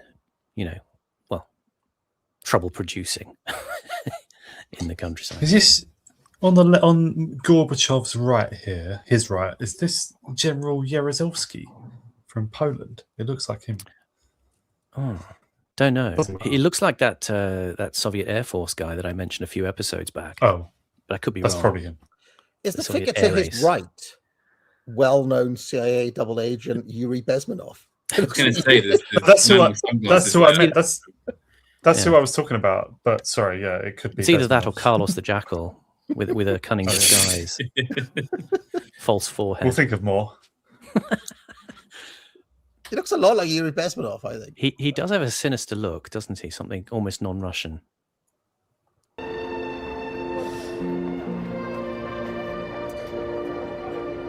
don't know why these shots giving me the air of that Gene Wilder Willy Wonka film for some reason. Look, for the price of those potatoes that those babushkas were eating, what did I eat today? Wagyu steak. That is the magic of the market. Wagyu steak for £10 in modern day Britain. Okay, you didn't have that, did you, Albert Steptoe? You didn't have that at all at any price, Wagyu steak. That's a fairly exactly. new product, isn't it? This is the name of program. I'm basically Matt Ridley at this point. I'm Matt Ridley. I don't know. И какой выход вы видите?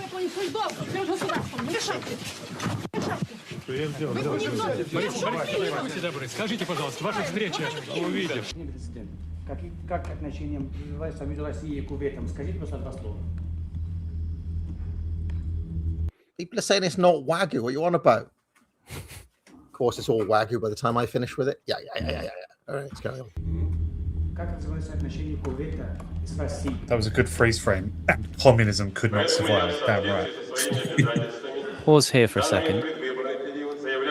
this is quite a key, interesting moment. I mean, this stuff about the nomenclatura is very interesting, and I sort of tried to find, more dissident kind of accounts of the Soviet nomenclatura and its problems, and it was quite difficult. The best I could find was a guy called Milovan Djilas, who was a Serbo-Croatian guy. He wrote a book in 1957 called "The New Class," is what he called the nomenclatura, and it really was a thing of that they essentially use their monopoly of state power to enrich themselves. I mean, it's a kind of story as old as time, and they did it by using the kind of appearances of the state by taking property into their own private ownership, but they would call it nationalization, or and essentially they would run a highly corrupted sort of second economy,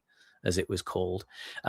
It really meant that you did have the kind of stories that Peter Hitchens tells about, when he went to live in Moscow towards the end of the Soviet Union, and you'd go to a restaurant and they say, "We haven't got any food," but then you would pay a bribe and then you would be given the most lavish dishes of all.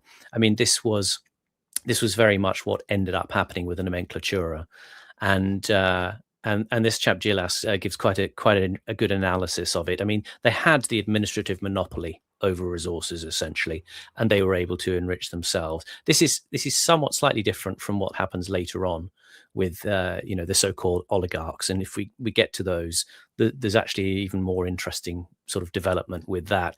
But the nomenclature at the time of the Soviets, I mean, you had all sorts of amazing things going on. You have Brezhnev's daughter Galina was literally running a sort of massive diamond smuggling ring, and they were using things like the Moscow State Circus, because it could travel internationally, to move gems across the borders. I mean, if you remember the James Bond film, which is it one, Octopussy, where there's this sort of storyline with the circus that happens there. I have a feeling that may be a bit of a sideways reference to the way things like the State Circus were used. I mean, it was at such a point that De Beers, the biggest diamond people in the world, were worried about it. And I mean, eventually it got shut down and a number of people got shot. She didn't.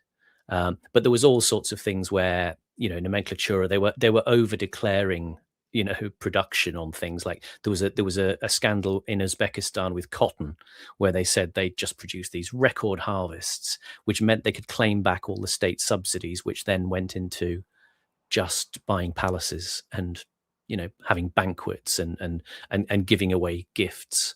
And there was a real thing that Hitchens, when he talks about the restaurants, touches on. There was a in the Soviet Union you had GUM, which were the State Department stores, and you had a luxury grocery store called Gastronome Number One, and essentially you would literally have hidden areas with unmarked doors where the general public wouldn't see, but you would have all the things like the Swiss chocolates and the caviar and the French cognac and Western goods, and these could be accessed by nomenclatura elites through bribery, essentially. And of course, like with many elite groups, you get a factionalism and people form their own kind of fiefdoms within that, so that this became a sort of entrenched problem across something of the scale of the USSR. And Boris Yeltsin, of course, the way it ties in is he stands, as people often do familiarly, as the anti-corruption candidate. Very, very often the way into dictatorship is the anti-corruption route. The populist route number one.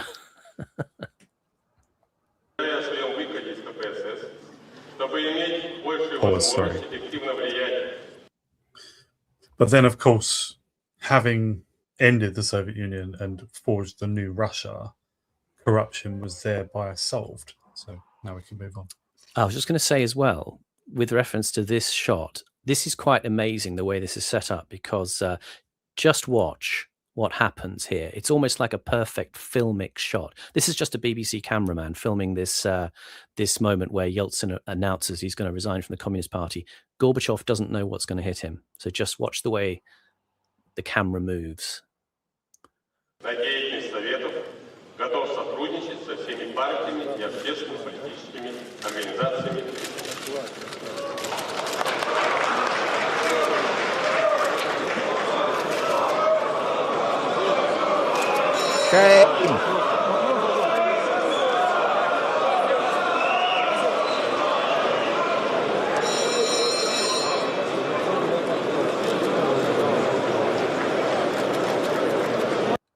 That's what they call in pro wrestling, Simon, a holy shit moment. Holy shit. Look at him. Holy shit.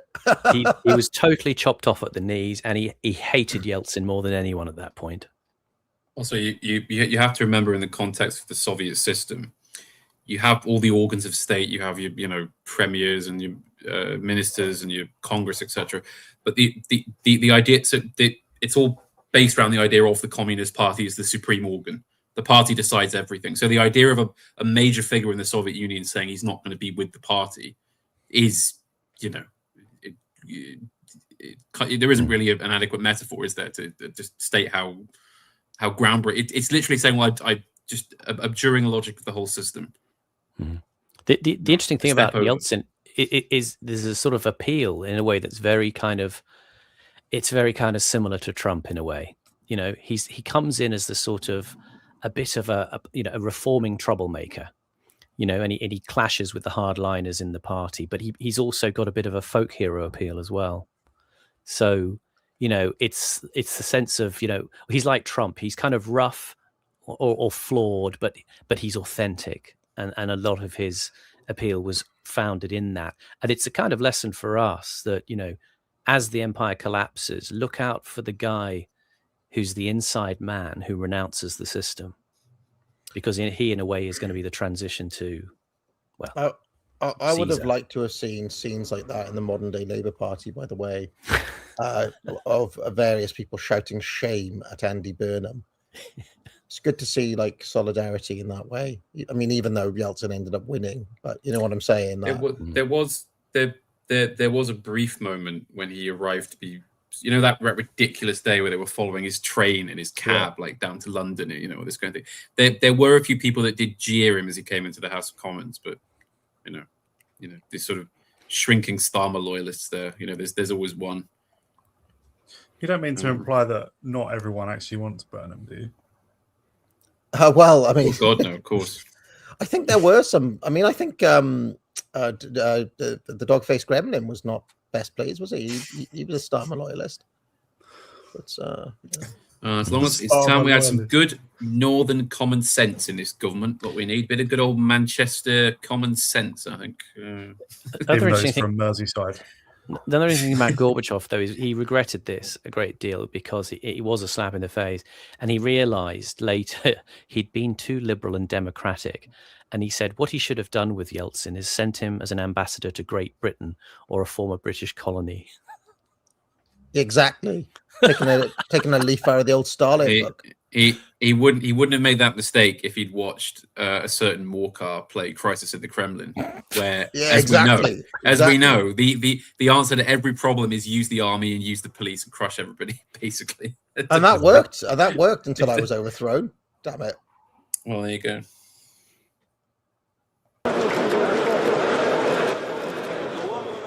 Very interesting close-up that happens here, by the way. Some official's briefcase. It's got a picture of a nudie lady. Oh dear. If I see a single wood in the chat, you're banned. Cake factory.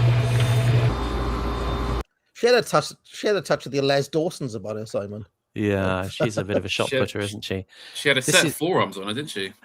This is I've actually turned this into a GIF that I've used on Twitter. This cake slop coming out here. This is the Smolnitsky bread factory in Leningrad, or in St. Petersburg. Oh, horror! Just the slop coming out of the filthy machine. Is that a metaphor for Twitter? It's totally. Yeah, there it is. Yeah, I want to see it again. I want to see it sick again. bucket of mix. There's something there's something very Monty Python about Leningrad Cake Factory. I mean, you know, this is you can almost see like a sort of an early 2000s hipster band called that. You know, Leningrad Cake Factory. Yeah. This could be the I Terry think Jones even further. character. Maybe further back than Monty Python. I used to have like BBC comedy tapes from the 50s and 60s that had stuff like just like a mock news report from the Soviet Union and stuff like that. Oh, yeah. I don't know, going really far back, but Cold War humor. Look at this. Love. I bet they had some slop. fun days. They had some That's fun it. days in this That's- factory, didn't they? Zuma historian bubbling it up. The eyebrow of Bo Dade. Lotus Eaters there. Let's not get too snippy. I must. Do you know? I had a very. I must say this because now I'm not on Twitter. People email me, and I got a very concerned email from the head honcho there saying, "What have I done to upset Panama Hat?" And I'm like, "Yeah, he's being a little bit cruel." Sorry, from who? From Carl. What have you done? He was upset. He thought you guys were both. He's upset, is he? Yeah. Well, I mean, well, I think I've made my views perfectly clear. Oh, okay.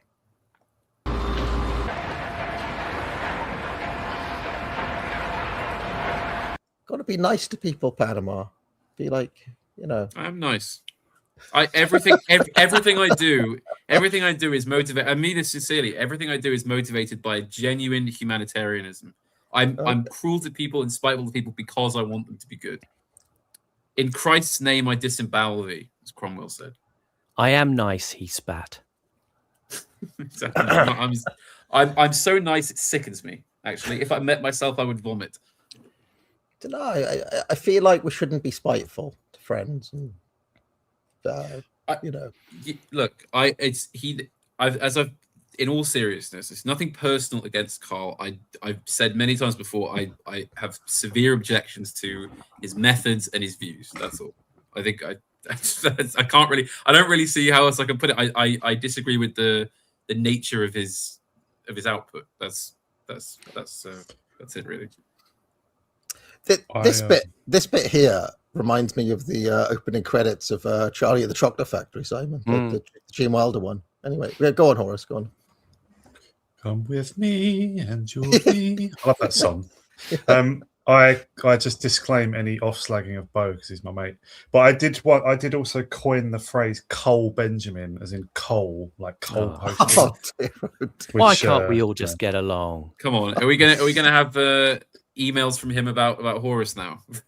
Oh no, he pretends not to know who I am. I have always been the most diplomatic and politic individual until I mean, if I dislike someone, you really know about it, like Zuma historian or what's his name? Who's that? Who was my nemesis on Twitter? I've even forgotten his name now. Captive. Thing. Oh yeah, him. Oh dear.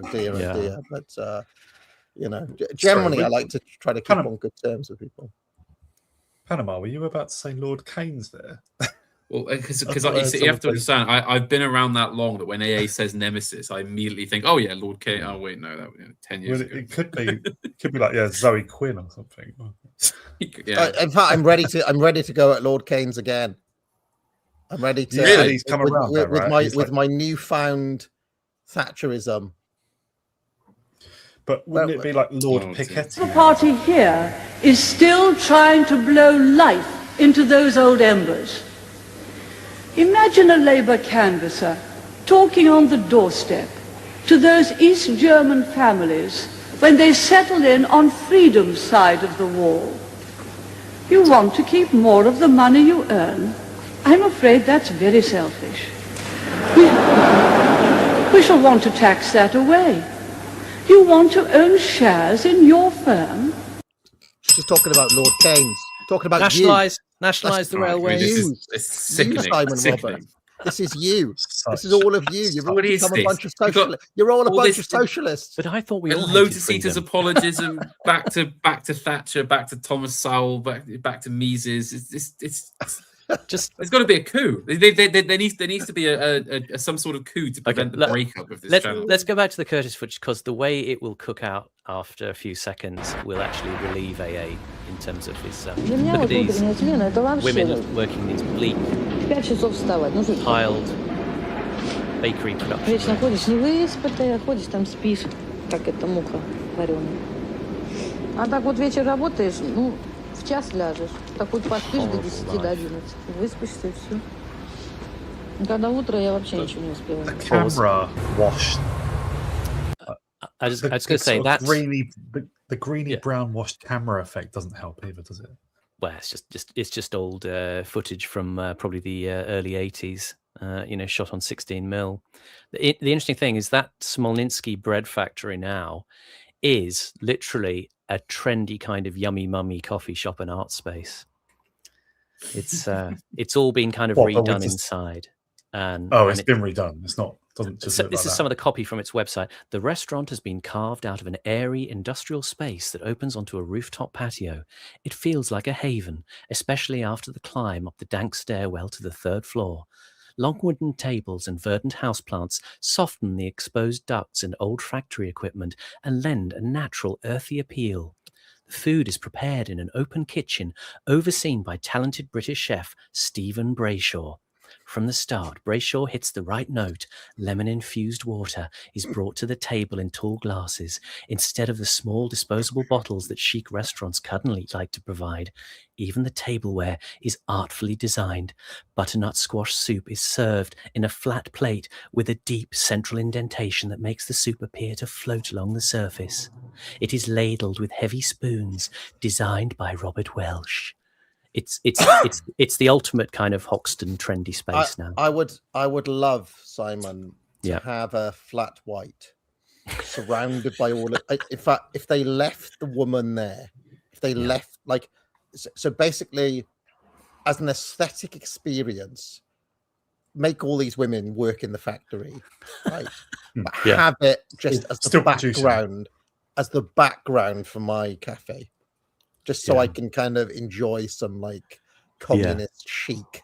Having my butternut squash, I'd love that. I think that would be great. There's 2 entrances, one for nomenclatura, one for mugs or schmucks or whatever. There you go. It all came right in the end. Выспишься и все. Когда утро, я вообще ничего не успеваю.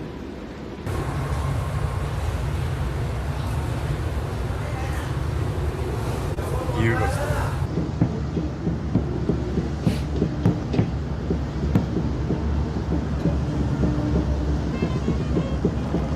A bit of high imperial architecture there. That's the Nakhimov Naval School in St. Petersburg. Can I ask a bit of a question? Why in the West is Gorbachev typically celebrated while Yeltsin is not kind of credited with being like the man who brought down communism? You never see like Yeltsin kind of championed in any way or as seen as a champion of freedom or anything like that. Whereas I feel like Gorbachev was somewhat lionized when we were growing up. Yeah, he was the bridge builder to the West, the man we could do business with. Yeah, I feel like you're the best person to answer this, AA.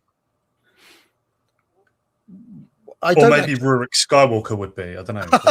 I don't know. Like, what is the reason that Yeltsin isn't typically seen championed in the West, whereas Gorbachev? I mean, there was a very, like, even after the Soviet Union fell, he was, he went around and he gave speeches and he was always like spoke of almost in like reverent terms by people. Like there was real respect for Gorbachev. I think it because. Sorry, I'll just briefly say, as we go on, it will sort of become clear that Yeltsin is kind of, in a sense, the front man for the economic shock therapy that goes on. Is not kind of as spontaneous as it first appears. I would assume it's because like he conducted himself well in terms of foreign policy, in terms of being able to enable a lot more negotiation, and also just I know it was Yeltsin formally, but basically Gorbachev's doing was to dismantle the Soviet system. Really, he didn't mean to, but I think they're just sort of grateful for that. cynically, you could say because he basically undid Stalin's work, or Well, and also just remember that the presiding public image of Yeltsin is really, in the West, dominated more by the Republic years, where he was seen as this sort of drunken, corrupt, incompetent, running a collapsing mafia state, basically. And the Chechnya war that's as got a well, lot to do with it. And the war in Chechnya. Yeah, because he was seen as brutal for that, I think. Yeah, exactly.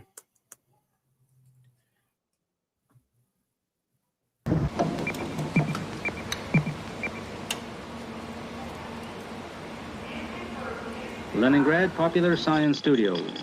Intensification 90. Each such... Hey, I played Monkey Island on them. No, serious.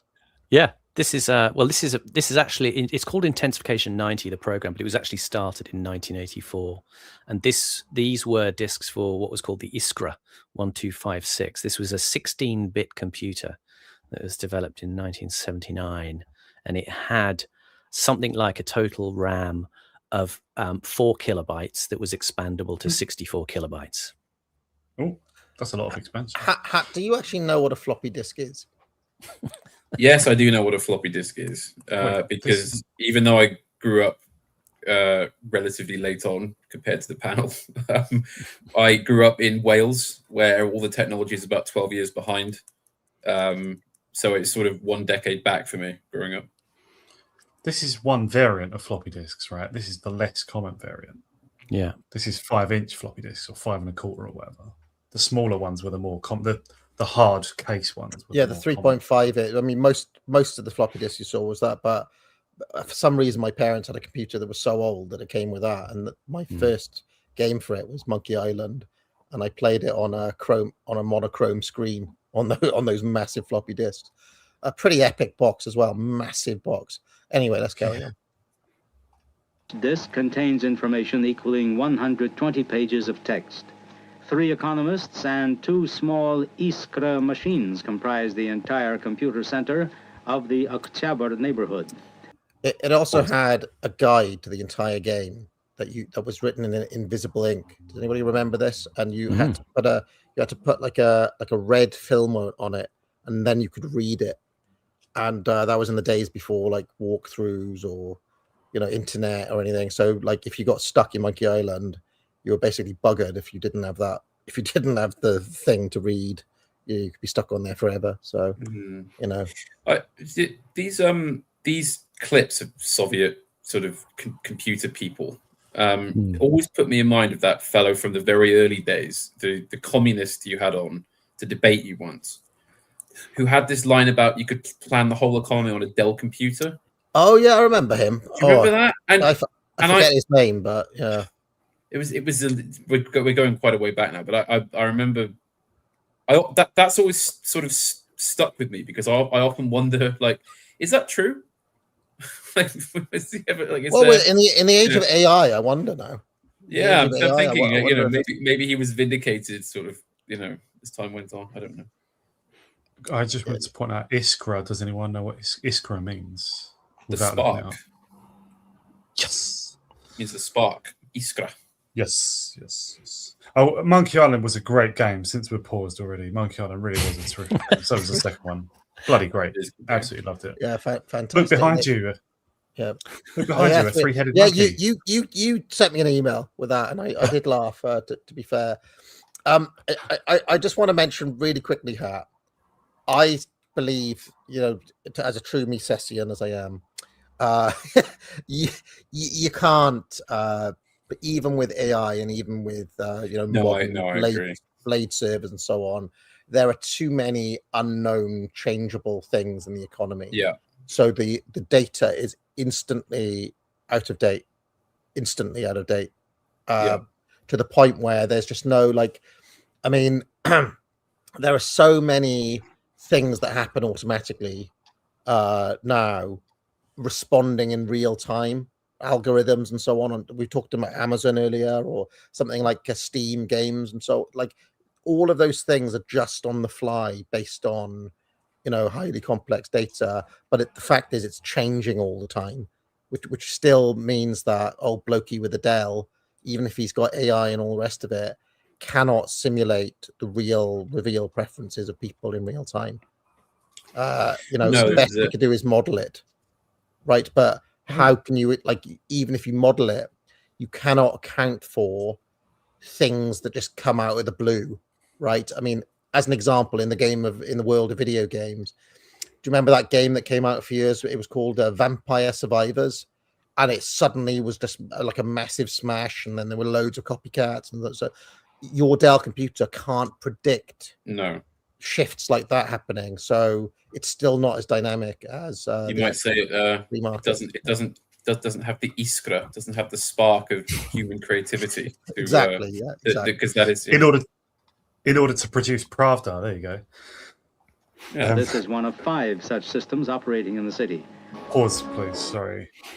About using a Dell computer, but it might be powerful enough if it had AI. But if you're using AI, you mean like a Grok or something? That's using another computer anyway, or another, Yeah, and what I'm saying, even I mean, I even noticed, because I use Grok quite a bit these days. I pay for it since I've left Twitter. I pay for Grok. Yeah. I find it's useful for doing all sorts of things. Like I've plugged like 10 books in there, and I use it as a kind of library. And I don't know, I just find it useful to do various things. And even with that, though, I've noticed that even that is slightly out of date sometimes, or it cannot quite keep up with the flow of information. So it's you can tell, right? So those slight mistakes that something like Grok or even like Claude or one of those ones makes, if you aggregate that with the millions and millions and millions of decisions that are made in the economy every second of the day, you're then going to lead to a massive error cascade, and the unforeseen circumstances of that possibly could even end up being worse than some of these more static planned bits of the economy they had in the Soviet Union. This is why I've never veered into actually being what you call economically a Marxist, is because exactly this reason is that I don't think you can plan something like an economy. It's just not. It just goes beyond scale. Surely, I mean, even if you adopt a very heavily state-controlled system, you're still ultimately going to have a market somewhere, and rational action and so forth. Like irrational action, as it happens. Obviously, one of the very early Curtis, I think it was Pandora's Box, one episode was about the Soviet planning department, wasn't it? The Soviet Gosplan, planning. That's it. I'm a little surprised that unless I've forgotten it, that Curtis hasn't covered the Chilean attempt at planning the economy. Do you know about that? There was a name for it. I can't remember. It was like they had a computer system. This was in the 70s. They had a computer system under Allende. Yeah, and a futuristic-looking room where they sat in and operated it. There was somebody who sent me recently some images of like the computers they had. It was all kind of a sort of very much like this Soviet stuff, like a retrofuturism design, as it would be considered now, but kind of enticing. Yeah. Like, how is that not right in Curtis's wheelhouse? Why has he not covered that? That's communism can do, right? The bit of communism that can work is the bit that Stalin did that we talked about before, right? Which is, once you've got a factory that can make a shitload of something, toothpaste, say, or I don't know, screws, or I don't know, some bit of heavy industry. Once you've got that machine, you can set it to build a shitload of stuff, right? Or you can set up a system to build a shitload of things, but it only works in industries that don't really need to respond on the fly, like the ones that we were talking about. So, I mean, we discussed this before, Horace.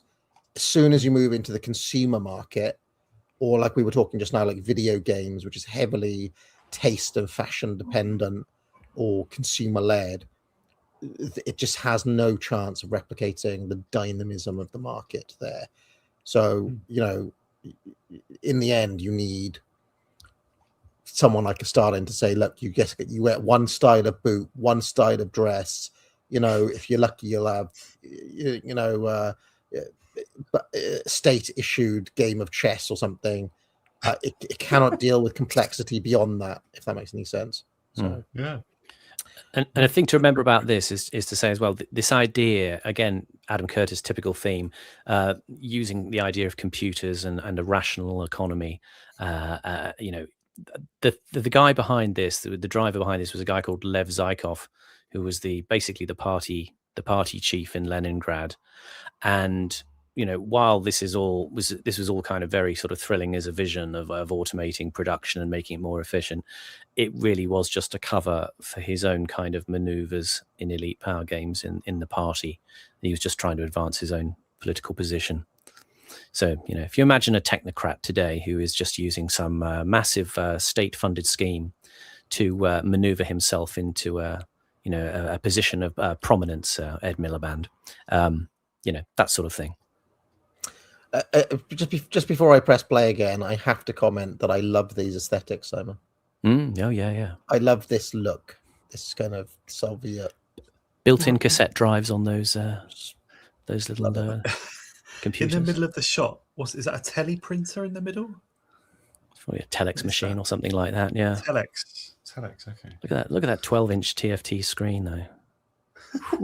Sitting right up close to it. Yeah. What is there's a lot of like space on the right of the screen. What's going on in there? Why's the TV so big compared to the actual screen? Well, it's got built-in disk drive. It's got the built-in cassette unit. The Soviet computers, a lot of them. I mean, they had at the time, they were doing things like cloning the early Apple computers in '83. They made an Apple clone called an AGAT4, which was a sort of an 8-bit microcomputer. So they were kind of just really sort of probably nicking tech from the West and then kind of repackaging it. Reminds me a bit of that scene in Chernobyl where they get the robot that's going to go clear the roof, and like as soon as it emerges into the radioactive zone, it just stops working. Yeah, but that was their hope. That one robot, like that they probably bought for like a huge price. It was like a $10 children's toy tank which they attached cameras to. Oh, that's another thing. Sorry, that was earlier in this series, wasn't it? Yeah. But in the drama Chernobyl, they bought like quite a big thing. I mean, it was okay. I just it's like there's certain moments where they're acutely reliant on Western technology. In this case, just to copy it and take it apart and sort of look at it and copy it and stuff, right? The computers, I mean. But at certain times, despite for all their sort of bolshiness and we'll surpass you in 10 years in every category. In actual fact, there's certain times when they bought grain from the West, or they suddenly had to buy some robot, or they needed to buy Apple computers, which they would denounce as a brand and a consumer product. But it's like, oh, actually, we need them as well. The Intensification 90 program will sharply raise labor productivity, release about 100,000 people who will be occupied in more creative endeavors. This is only, however, the first stage. The Intensification 90 program will become a part of a unified general plan of the development of Leningrad and its district up to the year 2005. Pause, please. So this is like a tech bro optimism section, right? It's like releasing people into more creative pursuits. Wow, brilliant. Reallocated to more productive ends.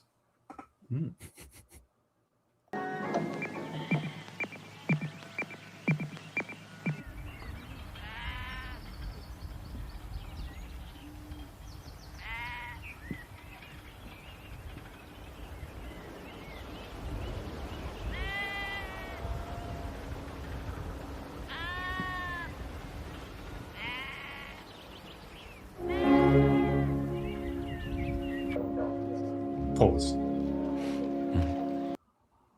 For anyone who doesn't know, watching Armenia and Azerbaijan have basically been in conflict ever since. I think they are just in one of those frozen conflicts where it may, I don't know, just there's no way to know how it can ever be resolved.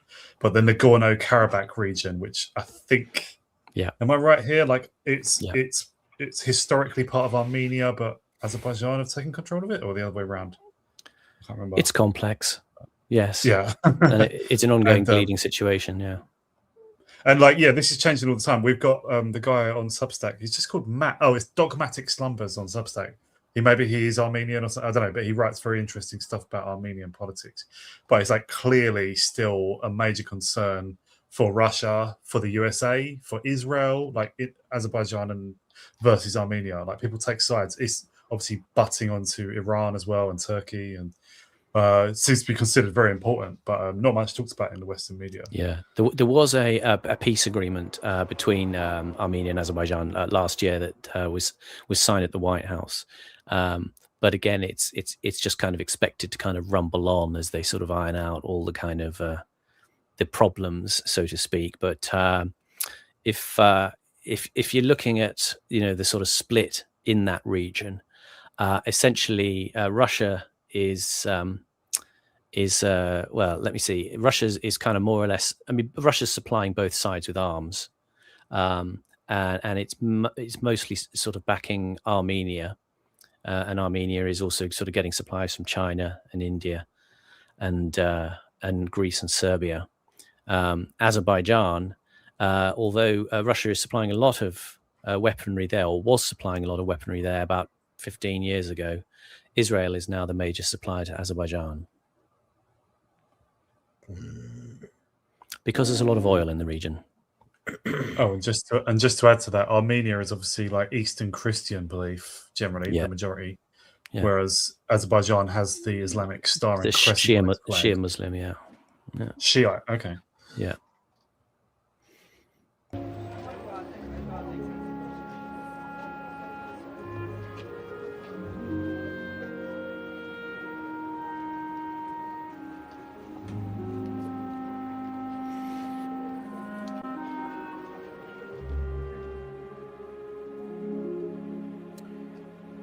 You just got to remember, no matter what good the Soviet system did for these people, you're only as good as your last result, as every football manager knows.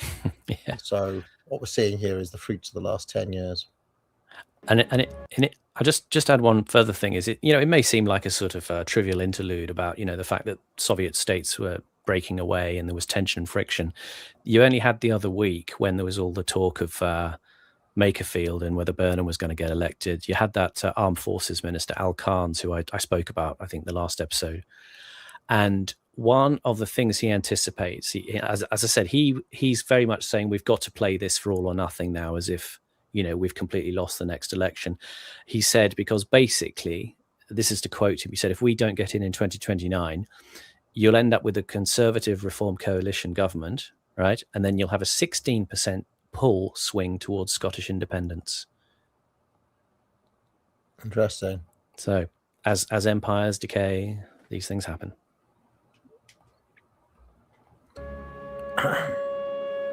We're going to have to call time in a minute as well. Sorry, guys. No, I've just realised it's 4:30. Record amounts of Curtis. Damn it. Oh, well, we'll have to stop here. Sorry, guys. Never-ending Curtis. Was that a statue at the end over the crowd? Was that a statue of Stalin or something? Yeah, Lenin, I think it was, wasn't it? Oh, Lenin. Okay. Appearing. Have you guys seen the movie? Yeah. Have you guys ever seen the movie Reds? Warren Beatty. Color red. Yeah. No, not seen that one. I know of it. It's a pretty good film. It's Warren Beatty sort of clearly his own project. I think it's his own. Yeah, he made it happen. Probably quite a big budget as well, but it's just about John Reed, the guy who wrote 10 Days That Shook the World. I recommend it. A little bit of that takes place in Azerbaijan in early, nascent Soviet times. Not John Reed, who was in the Labour government under Tony Blair. Not that. Different John Reed. No, John Reed, the American socialist. Yeah, this one. We can't have that. The state has to own your firm. Oh. You want to choose where to send your children to school. That's very divisive. You'll send your child where we tell you. Mr. President, the trouble with Labour is that they're just not at home with freedom. Socialists don't like ordinary people choosing, for they might not choose socialism. AA fist pumping the air right now.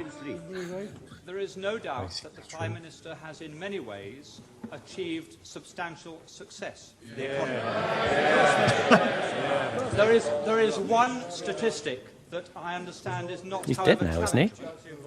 and that is that over her 11 years, the gap between the richest 10% and the poorest 10%. There's Horace talking points from earlier in the stream.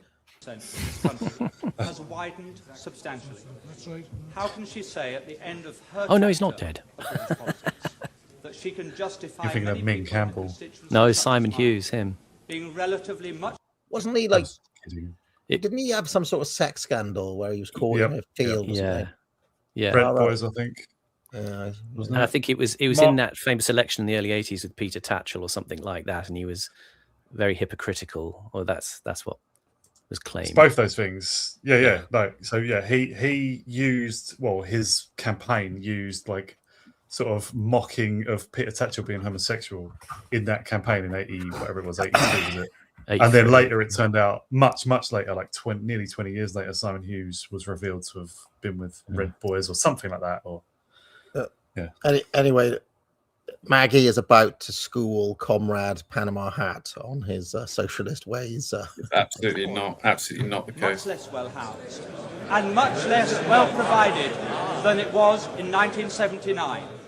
Surely she accepts that is not a record that she or any Prime Minister can be proud of. Mr. Speaker, all levels of income are better off than they were in 1979. But what the honourable member is saying is that he would rather the poor were poorer, provided the rich were less rich. That way you will never create the wealth for better social. That obviously isn't what he was saying, so, by the way. And what a policy. Come on now, foundations of rhetoric, Parvini. Come on. This is a very important lesson coming. Yes, it came out. He didn't intend it to, but he did. I give way to the honourable gentleman. I'm extremely grateful. The Prime Minister is aware that I detest every single one of her domestic policies and have never hid that. And I think that the honourable gentleman knows that I have the same contempt for his socialist policies as the people of East Europe who have experienced it have it for theirs. I think I must have hit the right nail on the head when I pointed out that the logic of those policies are they'd rather have the poor poorer. Once they start to talk about the gap, they'd rather the gap were that.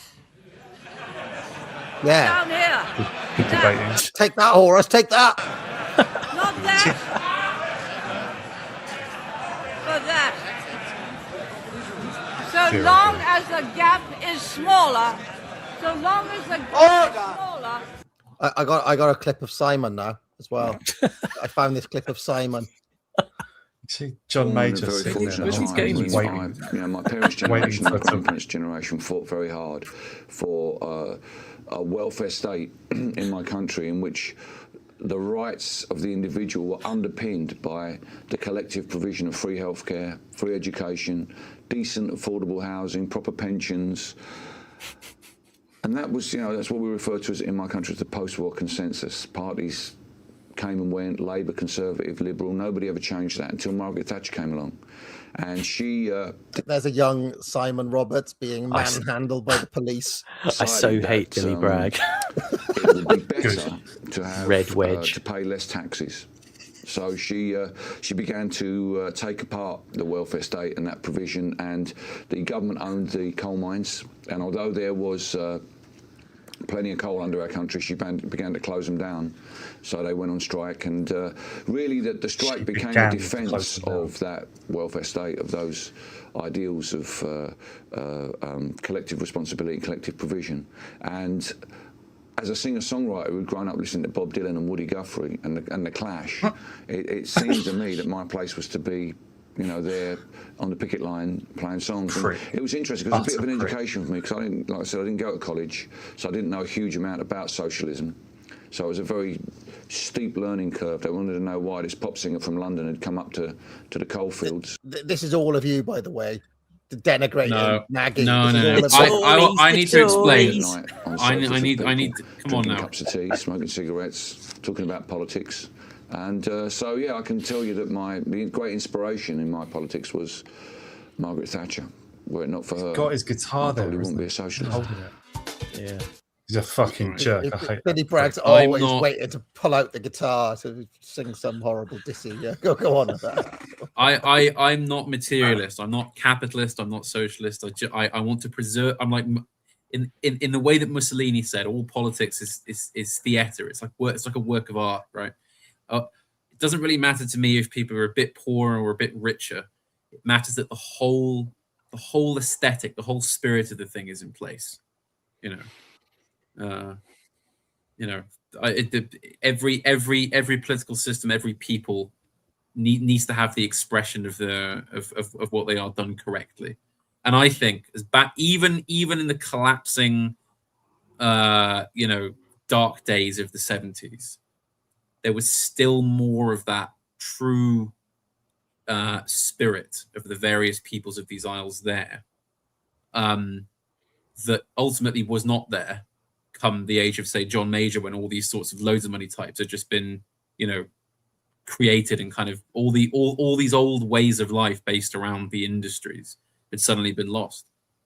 Something to think about, isn't it? Because what did Thatcher leave us after she left? Well, she left us Tony Blair in the 2000s. I mean, that is a direct cultural economic legacy of her premiership. Right. It's AA saying you don't need to sell it to me now. She left us merit, such merit. And woke moralists trying to cancel us, but getting cancelled. Sorry, AA, I thought you might cut in with the it sounds like my joke has fallen flat now. So. Oh well, I do have it. Where is he? I'm going to drop off. Up yours, woke moralists. We'll see who cancels who. Just like so ridiculous. Let us. There are a few super chats before we get out of here. So Bartleby says, "Here's a celebrity investment towards the TAA." That is the Twitter Addict Anonymous. Fabulous to see that you've made it for 30 days. That's correct. In fact, today is 1 month, Simon, which means account is now gone forever by my calculations. There's no way back. All of those tweets I ever sent are gone. Joe Gaskin says, afternoon, gents. Does Evela's degeneration of the castes contradict pure elite theory? Can there be a demotic elite? If so, how are they different from everyone else? P.S. Thoughts on physical trailing? Well, I don't see how Evela's degeneration of the caste contradicts pure elite theory, because elite theory goes from lions to foxes, back from foxes to lions, as per Pareto. And if you go through the castes, the aristocrats are lions, the priests are foxes, the merchants are foxes, and the peasants are lions. And so it doesn't really contradict it. If we look at the pure material, or the spirit, if you like, or the quality of the elites, elite theory applies whether or not you're running, Burkina Faso or Liberia, or you're running Britain in the 1780s, right? It's all the same. C123 says total Panama hat victory again. So this was during the discussion about Restore, and I'd just like to say, someone in the chat accused me of now being cynical, with suddenly pretending I never liked Restore in the first place. I was very clear from the beginning exactly what I thought about Restore and what the chances were. I was this cynical from the start. I'm not having somebody do fake revisionism about me. Can confirm. Yeah, I always thought it would come to naught. So there you go. Mac Lee says hello, sirs. Hello. Puppy says, I believe it was Chairman Deng who said, all will become richer, but some will become richer than others. Yes, exactly. How much Curto did we cover today? At least 10 minutes. It was at least 10 minutes. We're giving Curtis time to make new series, aren't we? To do things for themselves. Socialists like to get people dependent on the state. You'll never build a great society that way. We were the first country to attempt and to succeed in rolling back the frontiers of socialism, which is the first cousin to communism. No one else tried it. We were the first to do it. I remember some politicians saying, we're watching you very carefully, Mrs. Thatcher, to see if you succeed. We did, but I had the toughest time. Bless her. Right. Just imagine you're somebody from a community that's had 150 years of prosperity and good times, and a way of life is built up, and it all gets taken away, and you've got to go and work in a local Asda, or on a privatized train or something, and you're just there. You've been uprooted and fed into the trough of the market for some Indian or Russian slumlord to pick at for the rest of eternity. Billy Bragg. Oh, she took away our milk. Oh, the milk. Anyway, let's carry on. I'm only messing around. Principal Uncertainty says, at my daughter's graduation in Cambridge, there is no way to be the English are remigrating their way out of this. It's way, way too late. Haven't been here in 10 years, and I'm stunned at the change, he says. Bartleby says, happy that Simon knows who Carlos the Jackal is. It's a labyrinth. D is for Delta. Okay. I mean, Carlos Jackal's basically common knowledge, I would suggest. He's just a terrorist guy.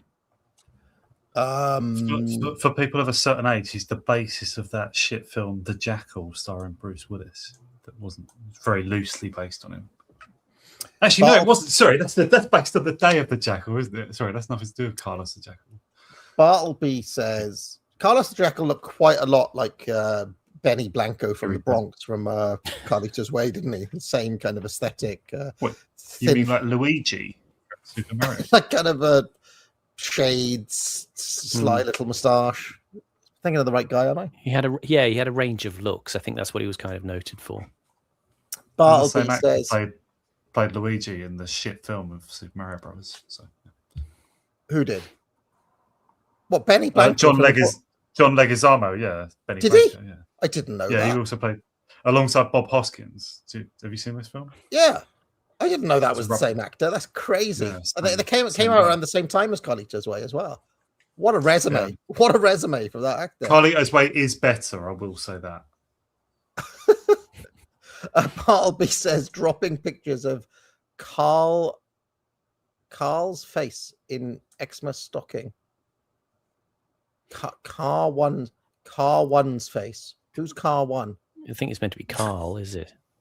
Which Why would Carl? he be in a stocking? Bartleby, yeah, but it's Carl with a K, so it's not Carl Benjamin. Which Carl is it? Karl Marx? Bartleby says, seems like the West has become progressively more liberal, especially since the fall of the USSR. This being the case, Gorbachev is preferred.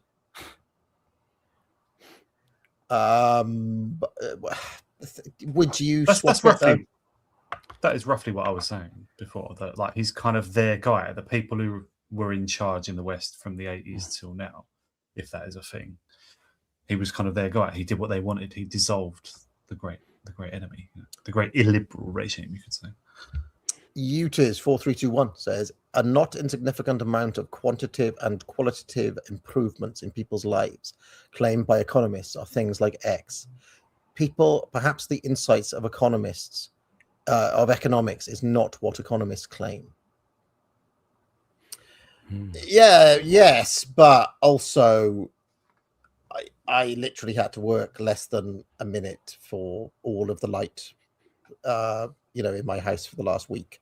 Whereas it is also true that if you were living in the 18th century or 17th century, you'd have had to work all day for the same amount of light.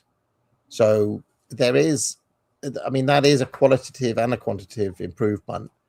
There are other arguments to say, this abundance, has it made us spiritually richer? Exactly. Okay, arguably not, right? But at the same time, I can guarantee you, Hat, you would not want to work an entire week just to keep the lights on. I completely agree with that. But my point is that what's the use in, you know, unless you're able to live a very rich internal life, which very few people can do, then what's the use in, you know, going to your 2-click email job, you know, so you can come home and, you know, eat Rustler's burgers and, you know, watch Love Island. Is the point. It's that miner, that laborer, that farmer in, say, 1910, you know, who has to work a great deal harder to provide for less. It's probably much happier. You know, he knows his place in the, what he used to say, the cosmic chain, the great cosmic chain of being. You know, he knows where he is. He's got his family, he's got his church if he wants one, he's got his empire, his country, you know, his locality, his county, all his traditions therewith. Are you like a who's Lloyd happier? George liberal? Right?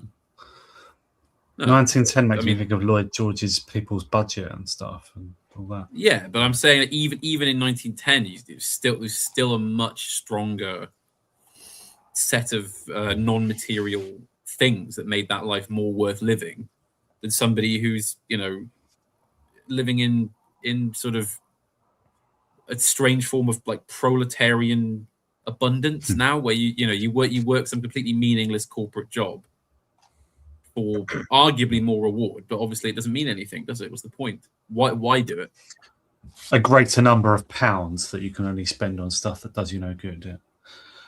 Yeah. There is an argument to say, though, that not having to work as long does free up more time for spiritual pursuits. I'm just trying to... Not for most people, it doesn't. Could it not? I mean... I don't think most people are interior enough to be able think to of your, do it. But think of your factory worker, like before Billy Bragg's much vaulted strike reforms and welfare state. Your Victorian worker had to work for 16 hours a day, and they worked 7 days a week. So there's not a lot of like most miners and factory workers. They would have been like right straight down the pub then, and now we're knackered and haven't got any time to do anything. So it's but I think the base truth of it is that okay, I mean I'm in favor of people not having to work 16-hour shifts just to put food on the table, but I mean for a lot of people there's no real need for they're not going to question that existence, are they? Given extra people, unstressed time, they're not going to pursue that spiritual improvement, are they? I mean, this kind of veers towards the kind of Hegelian Marxist thing about you can scientificize everything, so that if you do the education system and the society just right, you can produce Beethovens to order. You can produce Shakespeare's to order, but obviously you can't. I mean, if someone is within that life and wants to break out of it, there normally is there is ways for them to do that. The cream normally does rise in that respect alone. Of course, the medieval peasant had about 100 days off a year or something ridiculous. Well, this is it. This is it. I mean, because I'm not somebody who sees the Industrial Revolution as a good thing in the human sense. In that, that was the general order of society was probably better when you go to that kind of middle period as opposed to the Victorian age. But this is basic Carlyleanism, isn't it? Yeah, it's part of the liberal dream that self-improvement takes place, but it's a minority, isn't it? But you see, as differentiated men, can you not take advantage? This is my question to all of you. You could take advantage of the relative freedom that the modern age has given you, and you can use it for those sorts of pursuits, even though your barber or your hairdresser or the slag down in Sainsbury's, well, she can watch it Netflix, but you can be your higher self.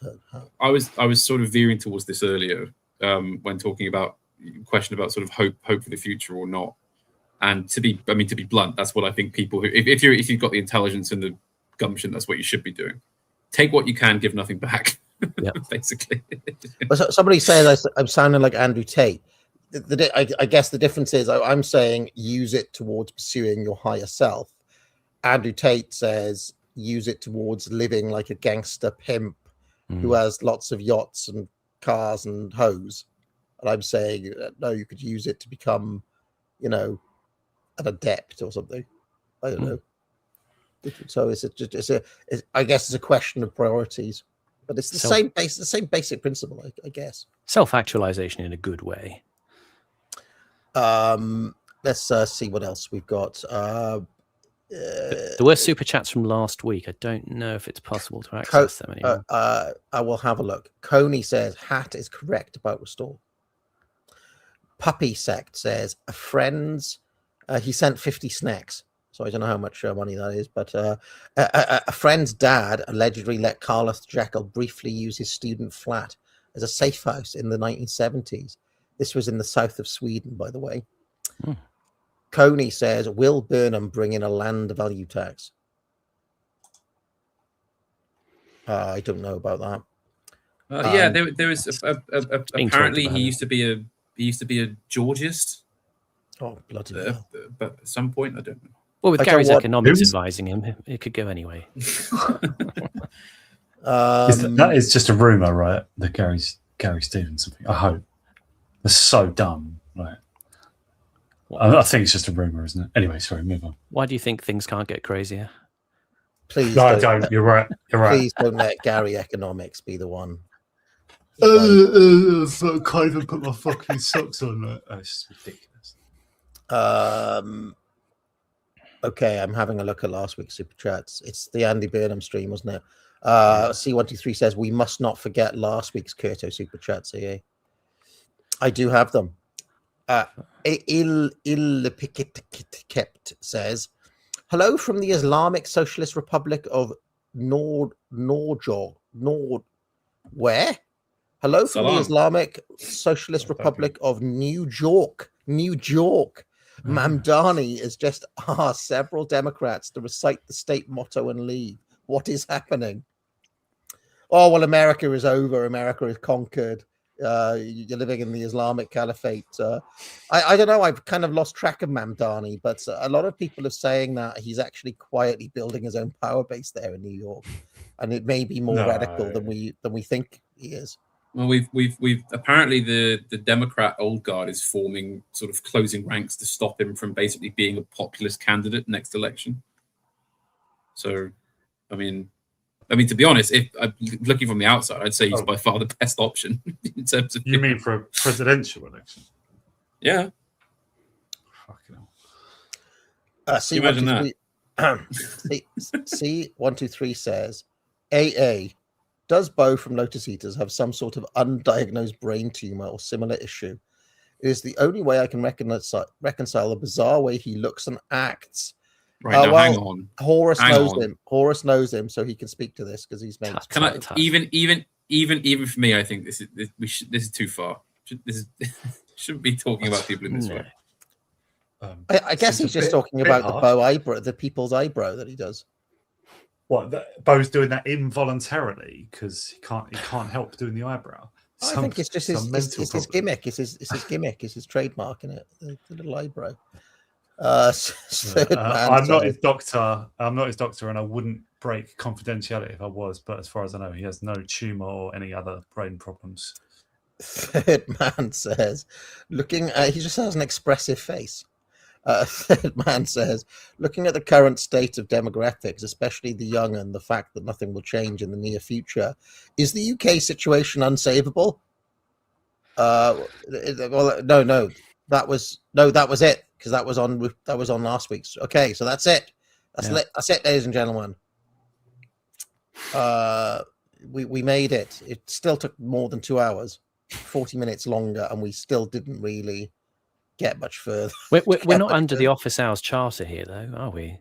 No. I just said I would like to. I have to go and do my weights now, unfortunately. Oh yeah. Are you going to watch? Are you watching any of the World Cup? England are playing the World Cup. Yeah, I will watch it later. Yeah, the World Cup. It's on. And I need to catch up. It's on in 5 minutes. The England game is, yeah. It's on in 5 minutes. Oh. Yep, they are on the pitch already. I'm going to miss it. Who are they playing? Who are they playing? The Democratic Republic of Congo. Oh, blimmin'! I'm gonna have to call the missus to stick it on. She's gonna have to wrestle. That's formerly Zaire. That's Mobutu Zaire, the child of that. Okay. Just a last minute shill for something that was on last week. Morgoth hosted a conversation with Horus and Millennial Woes about the Stephen Lawrence inquiry and its long-lasting, lingering effects on our judicial and policing system. And I think it's worth very much going away and listening to that stream. I think it was very well done, very instructive, and it shows again, as is the omnipresent theme with all of Curtis's work, about the power of myth making and sort of legalistic theatre to change the world, perhaps not in a good way. Thank you, Simon, because I completely forgot to mention that, and I did mean to. And all credit to Morgoth for hosting that, and Woes. And I think we did do a good stream there. And I'm going to post that on my Substack, or you can find it obviously on Morgoth's.